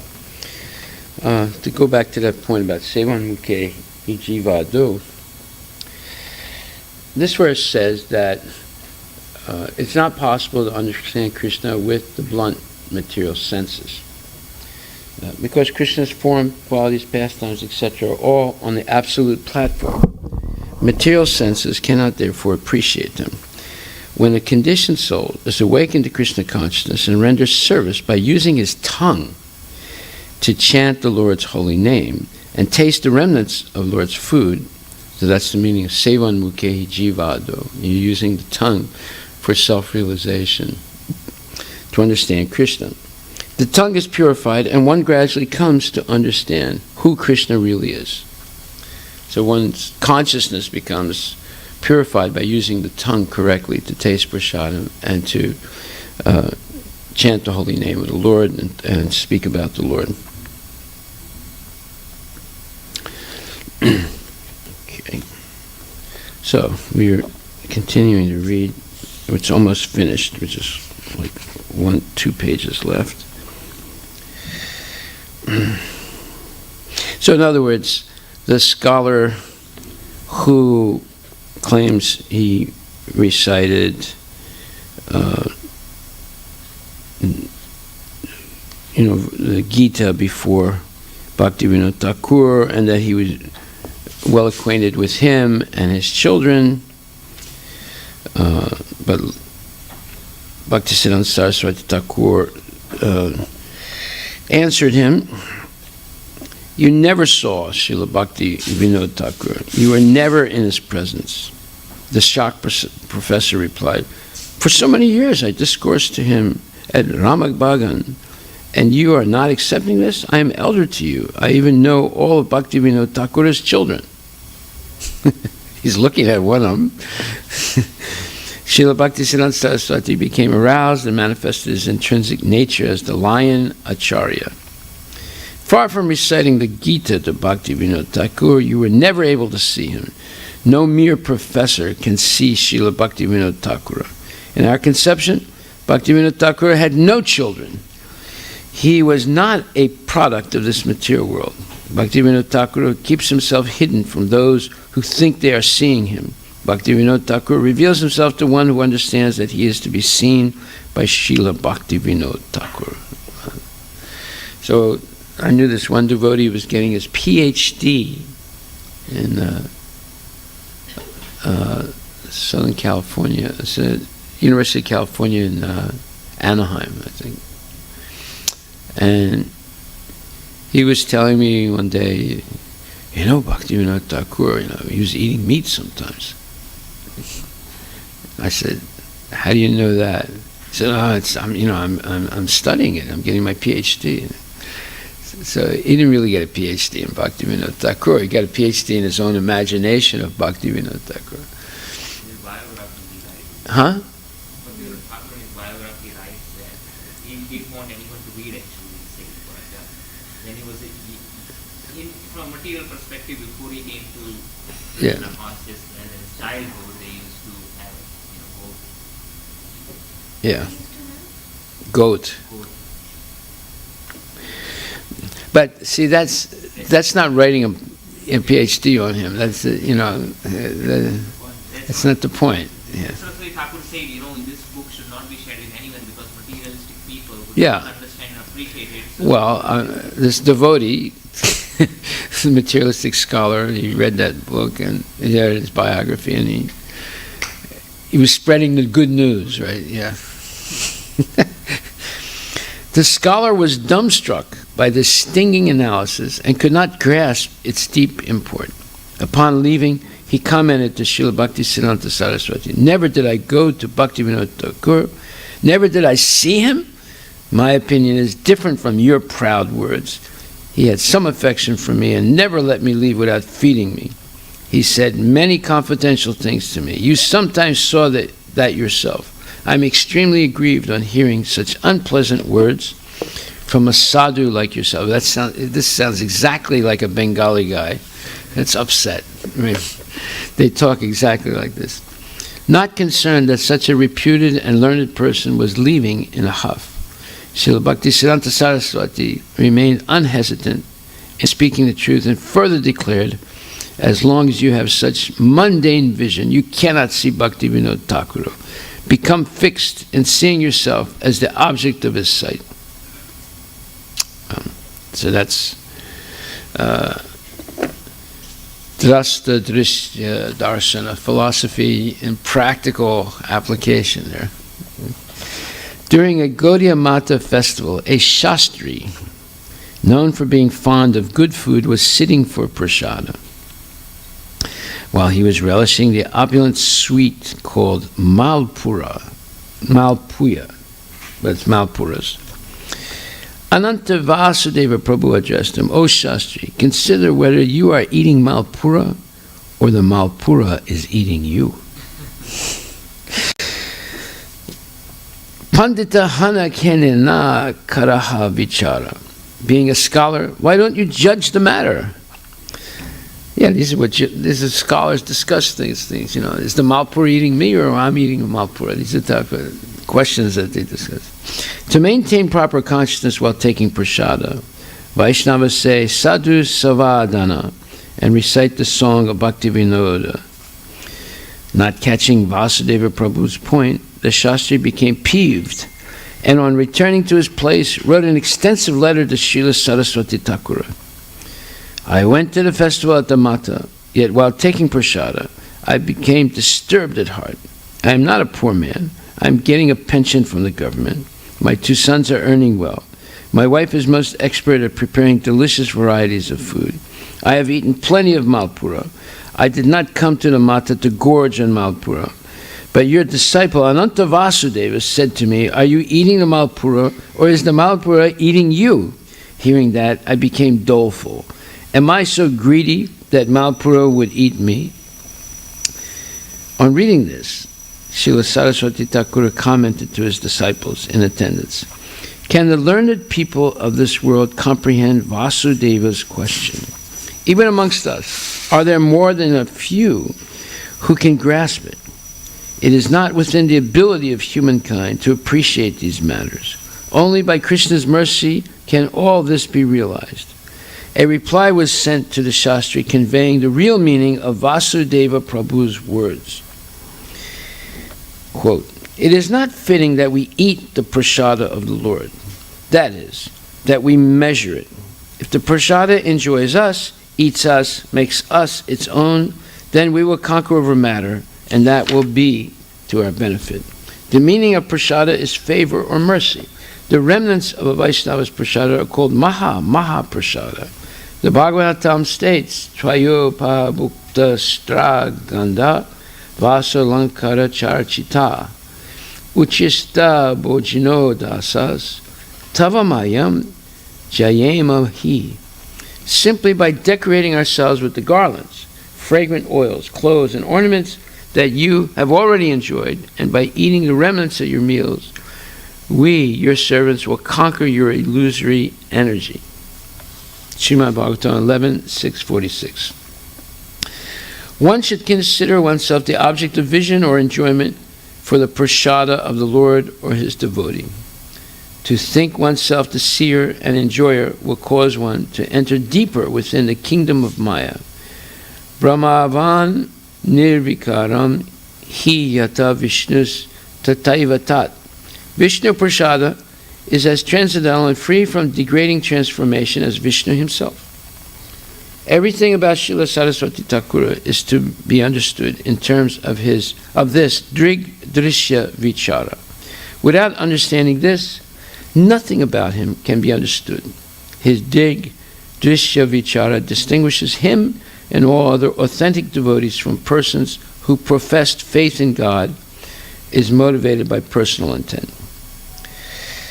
But by this yardstick, which subsumes all flickers of truth found in other religious processes. Subsumes means sort of like crushes, like puts down, underneath. All these other things are beneath.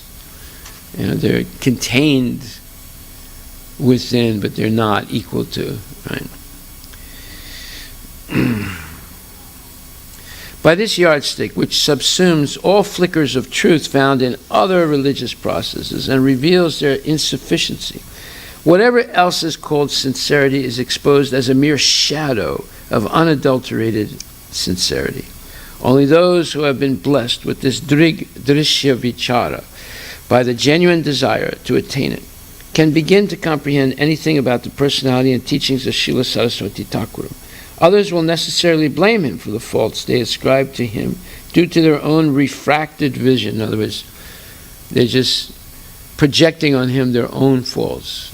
He doesn't have any fault. So that's why I wanted to read this, because we can't understand Bhakti Siddhanta Saraswati Thakur or anything that he's teaching without understanding the philosophy of Tarastra, Drishya, and Darshana. The seen, the seer, and the process of seeing. So the process of seeing is by hearing, actually. It begins by hearing from bona fide sources. The seer is actually Krishna. And the seen, we are the seen. But in our confusion, we think we are the seer. And Krishna is to be seen. So we come to enjoy Krishna rather than come to be enjoyed by Krishna. So everything in life, we think we are the seer. But Bhaktivinoda Saraswati Thakur wanted to correct that mistake. Jnanam, yeyam, and jnanam, yeyam, jnanam, and yeya.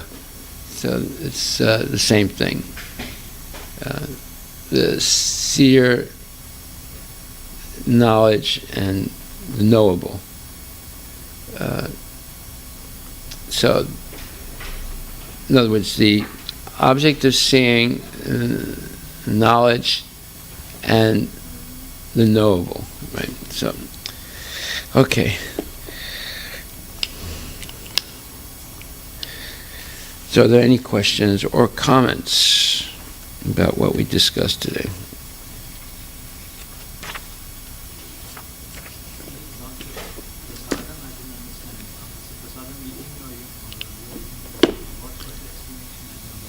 Yeah, well, the idea is that equate prasadam with Krishna, okay?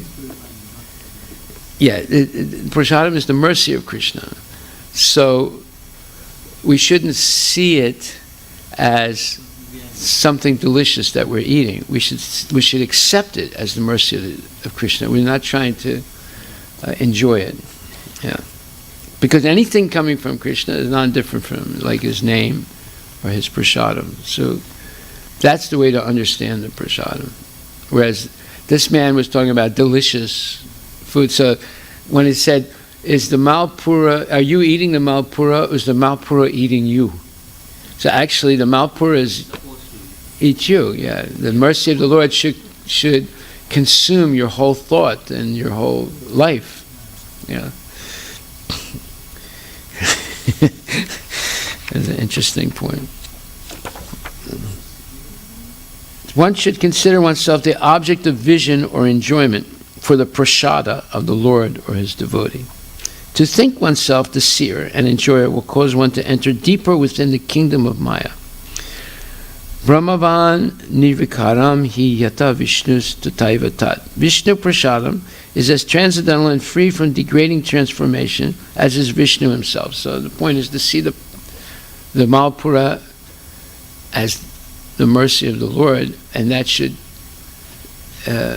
consume us. Not that we're consuming it should consume us. All our thoughts, all our life, all our service, everything.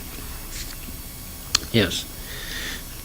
So there's something I'm still looking for, I haven't found. Maybe it's 14th chapter, let me see. There's a verse that summarizes this Gayam Jnana. Okay, but tried to find it in 13, I didn't see it. Let me try one more time. Yes. So in this, looks like we have the order of tongue, and then it's engaging tongue, ear, and then eyes. You mean Atakshi Krishna Navani, that verse? Sevan Mukhehi Jivada, are you talking about that? So Prabhuji, you gave, like, in this, we come across a lot of things, like you said that tongue should be used for taking... No, you begin to see with the tongue. And then ears? No, I'm sorry. You begin to see with the ears. Oh, with the ears? With the ears, yes. Sorry?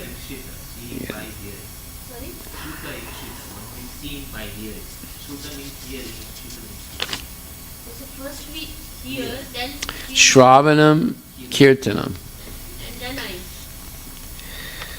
First you hear, then you repeat, and then you remember, Good memory. and you'll be able to see properly that you are the seen, not that you are the seer.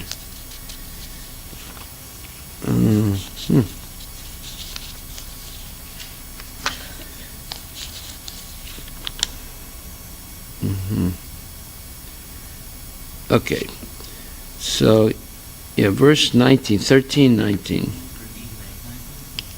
Huh? Yeah. Thus the field of activities, the body, knowledge, and the knowable have been summarily described by me. Only my devotees can understand this thoroughly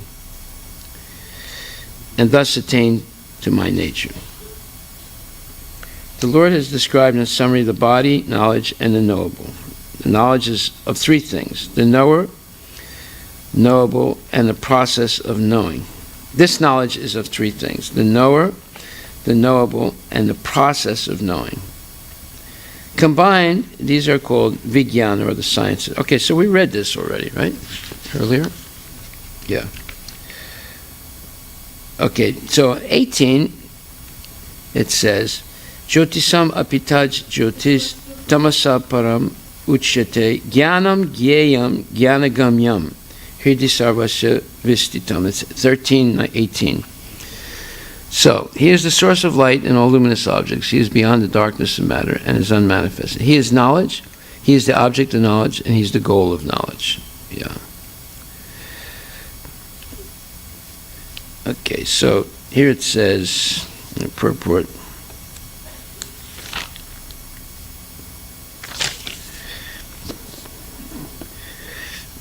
his knowledge is transcendental. The Vedic literature confirms that Brahman is concentrated transcendental knowledge. To one who is anxious to be transferred to that spiritual world, knowledge is given by the Supreme Lord, who is situated in everyone's heart. One Vedic mantra, Sritasvatara Upanishad 6.18 says, Tam ha devam atma buddhi prakasam mumukshurvai sharanam aham prapadye. One must surrender unto the Supreme Personality of Godhead if he at all wants liberation. As far as the goal of ultimate knowledge is concerned, it is also confirmed in Vedic literature, Tam eva viditvati mrityum eti. Only by knowing him can one surpass the boundary of birth and death. So anyway, you have this jnanam gyayam jnanagamya, right? And that is the object knowledge, the goal of knowledge. Knowledge, the object of knowledge, and the goal, and the process of knowledge. Let's see. Knowledge is the object of knowledge, is the goal, and he's, okay. Okay. So, the 13th chapter explains what knowledge is, 20 points of knowledge. Then it explains what the object of knowledge is, that is, Krishna. Then he explains the, let's say, the process of knowledge, which is Maichananya Yogina Bhakti Ravyabhicharane. One should surrender to a bona fide spiritual master and engage in the devotional service of the Lord. So those are the 3 points that are the most significant for a devotee. And this 13th chapter is extremely important because these 3 things are explained in detail. Yeah. Yeah.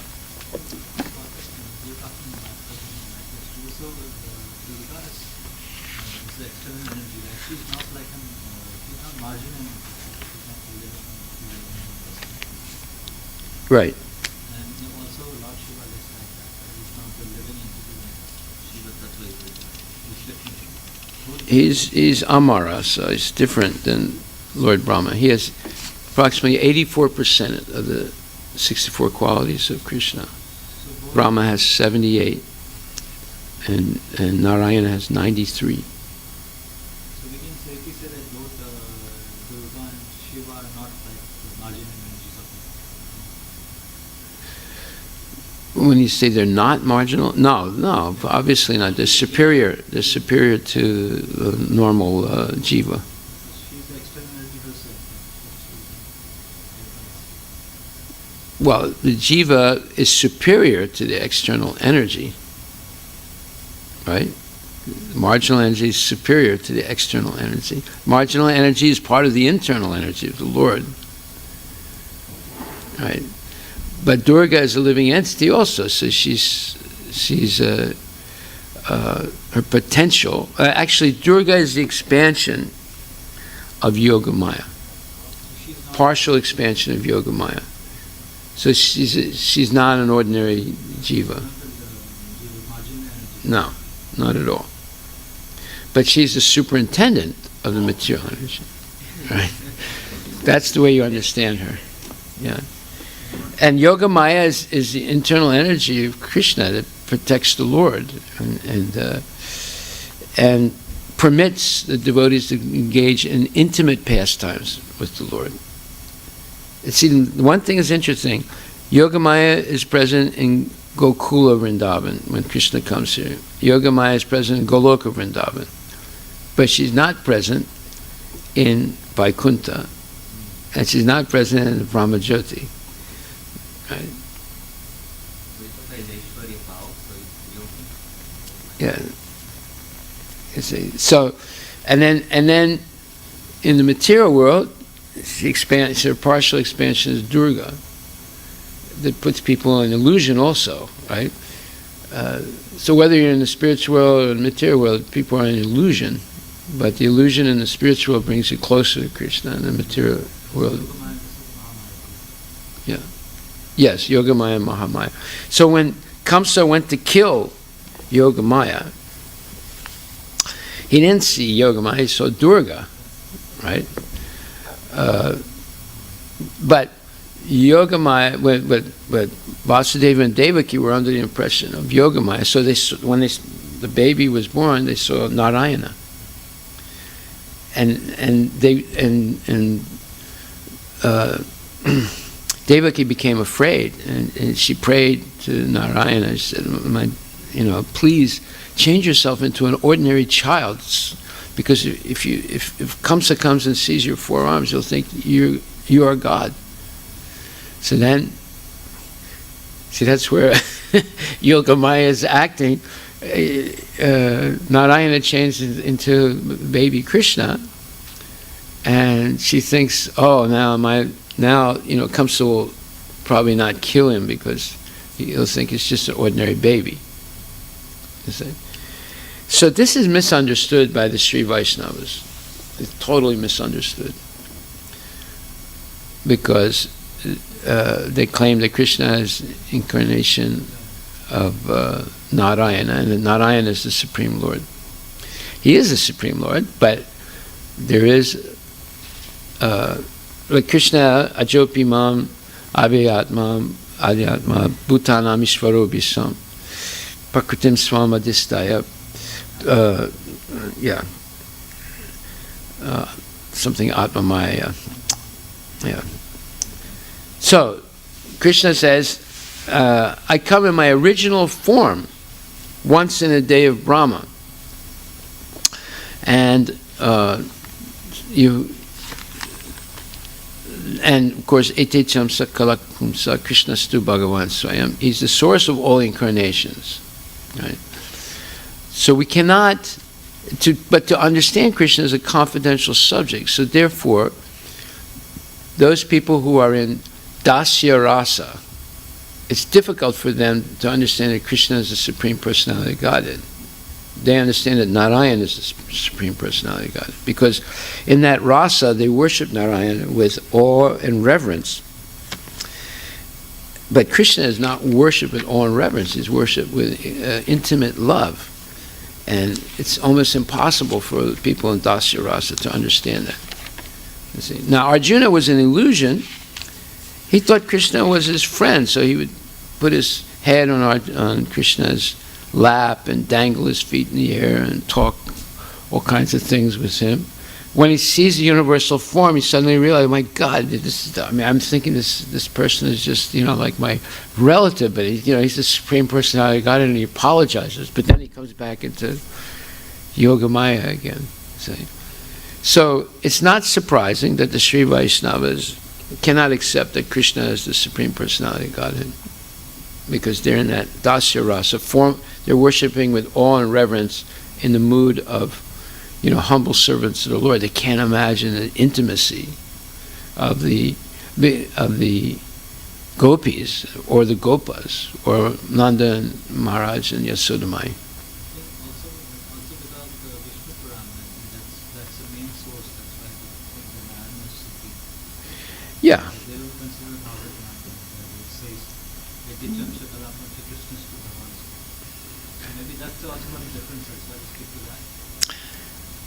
Yeah, but yes, it goes deeper than that in the sense that if you look at Bhisma Pitamaha, he knew that Krishna is the Supreme Personality of God, but yet he worships Parthasarathi, where he sees Narayana. When Krishna runs at him with the chakra, with the wheel, broken wheel, he's seeing Narayana. And that's his worshipable Lord. But he understands that Krishna is the original source. He says Krishna is the Adi Narayana. So the subject of Krishna is confidential. Therefore, not everyone can understand it. And if they're in the mood of Dasya Rasa, they will not be able to understand Vatsalya and Madhurya Rasa.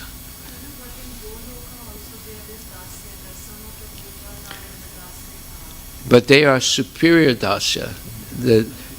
That's where they think they're actually superior to Krishna, equal to or superior to him. That's different than the dasya rasa, lower dasya rasa in Vaikuntha, where they are all subordinate servants of the Lord, but in friendship.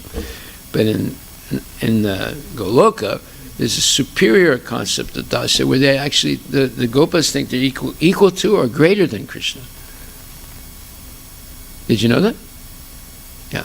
So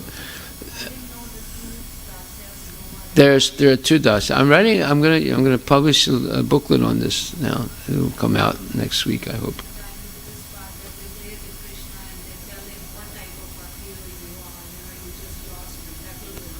Yeah, they consider themselves superior to the Lord, but you can't do that if you're in Vaikuntha. You would never be able to do that. See?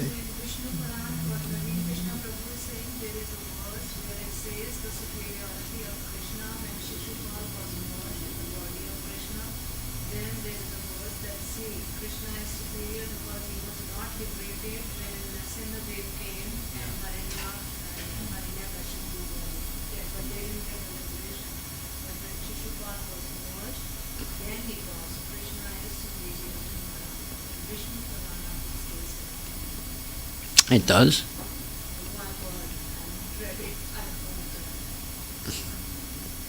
So it explains that when the demons were killed by Krishna, they were actually saying Narayana. What? That's what not I'm saying. What are you saying? I'm saying that I've heard that in Vishnu Purana it says that when Shishupal was merged in the body of Krishna, it shows the superiority of Krishna to Narayana. How? Because when other forms of Krishna came, like when Hiranyakashipu was Narashinga. yeah, he was again born as a Shishupal, not He didn't as get a liberated. Shishupal, but again the third life was there, and then he died of it. So, It shows the superiority. so Rama or Narasimha still they didn't get liberated. When they were killed by Krishna, then they finally got liberated. So he's the supreme. But they took birth again in Chaitanya Leela. I said the same thing. Yeah, That was true. So after getting liberated, then they came to associate in South Chaitanya Mahaprabhu in past. They came in a different mode, right? Okay. And that's in the Vishnu Purana? Yes, when Brahma Samhita we discussed Brahma Samhitas and now discussed particularly this. So, okay. Also, I think in the nectar of devotion, it says that Krishna is supreme because of the same reason. I have not read it, but Maharaj was saying it. Where? In nectar of devotion also there's something. It is? Yeah, that's Oh, why yeah. Krishna is supreme because they had to come. There are many reasons why he's supreme. Like, for example, he has 64 qualities. Narayana has 60 qualities. There's many. It's not just that. Yeah, but it's interesting. I didn't know that particular one. And I haven't been able to find it yet. Maharaj told me just to read the nectar of devotion. I don't know where it is, but it's there in that. It is? It's there in Did you read the whole book? No, I haven't read it. Ah, okay. Okay, well, thank you. When you mentioned 13:8 and 13:18 and 13:19, you said knowledge, object of knowledge, process of knowing. 13:18, you said third point, that I didn't get. Okay, there is Jnanagamyam.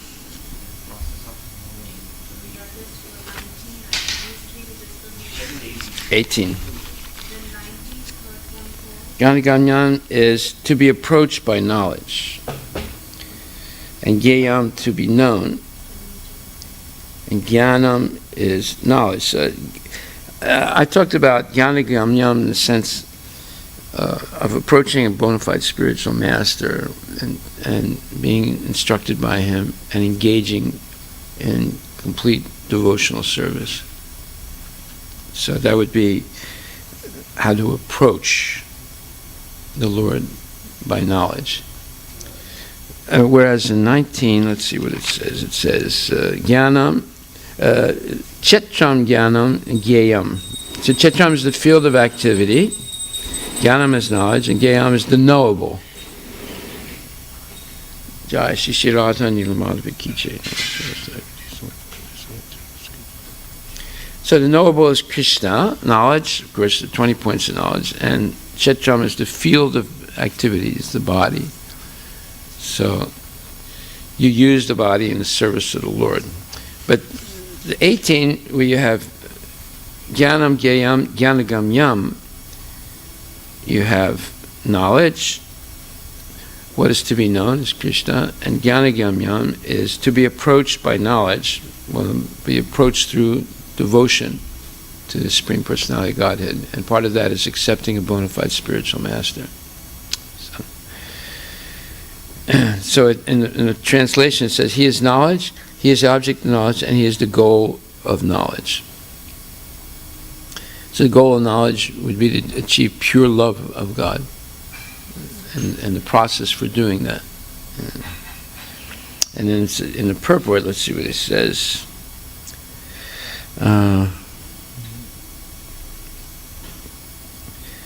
It says basically, his knowledge is transcendental. The Vedic literature confirms that Brahman is concentrated transcendental knowledge. Brahman here is not referring to Brahma Jyoti, but referring to the Supreme Personality of Godhead. To one who is anxious to be transferred to that spiritual world, knowledge is given by the Supreme Lord, who is situated in everyone's heart.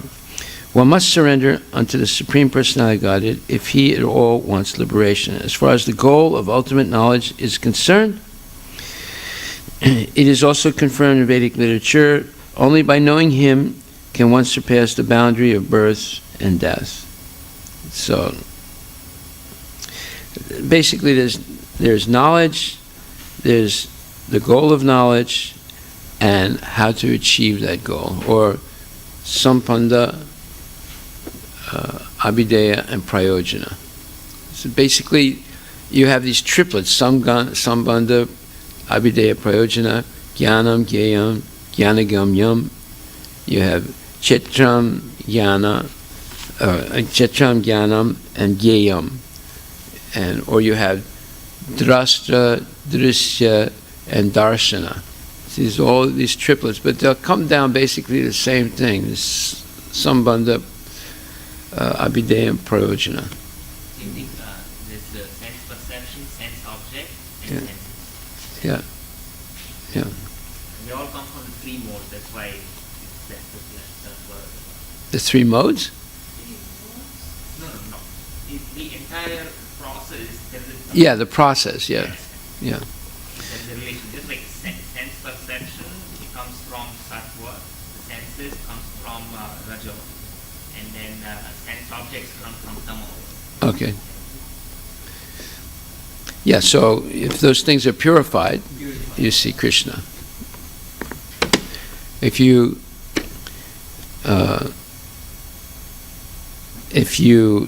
the knowledge, the senses, and the objects of the senses, right? Yeah. So once they're purified, you can see Krishna. Purified of the influence and the mode of the modes. Okay, well, interesting. And we'll continue again. Hari Bol. Thank you.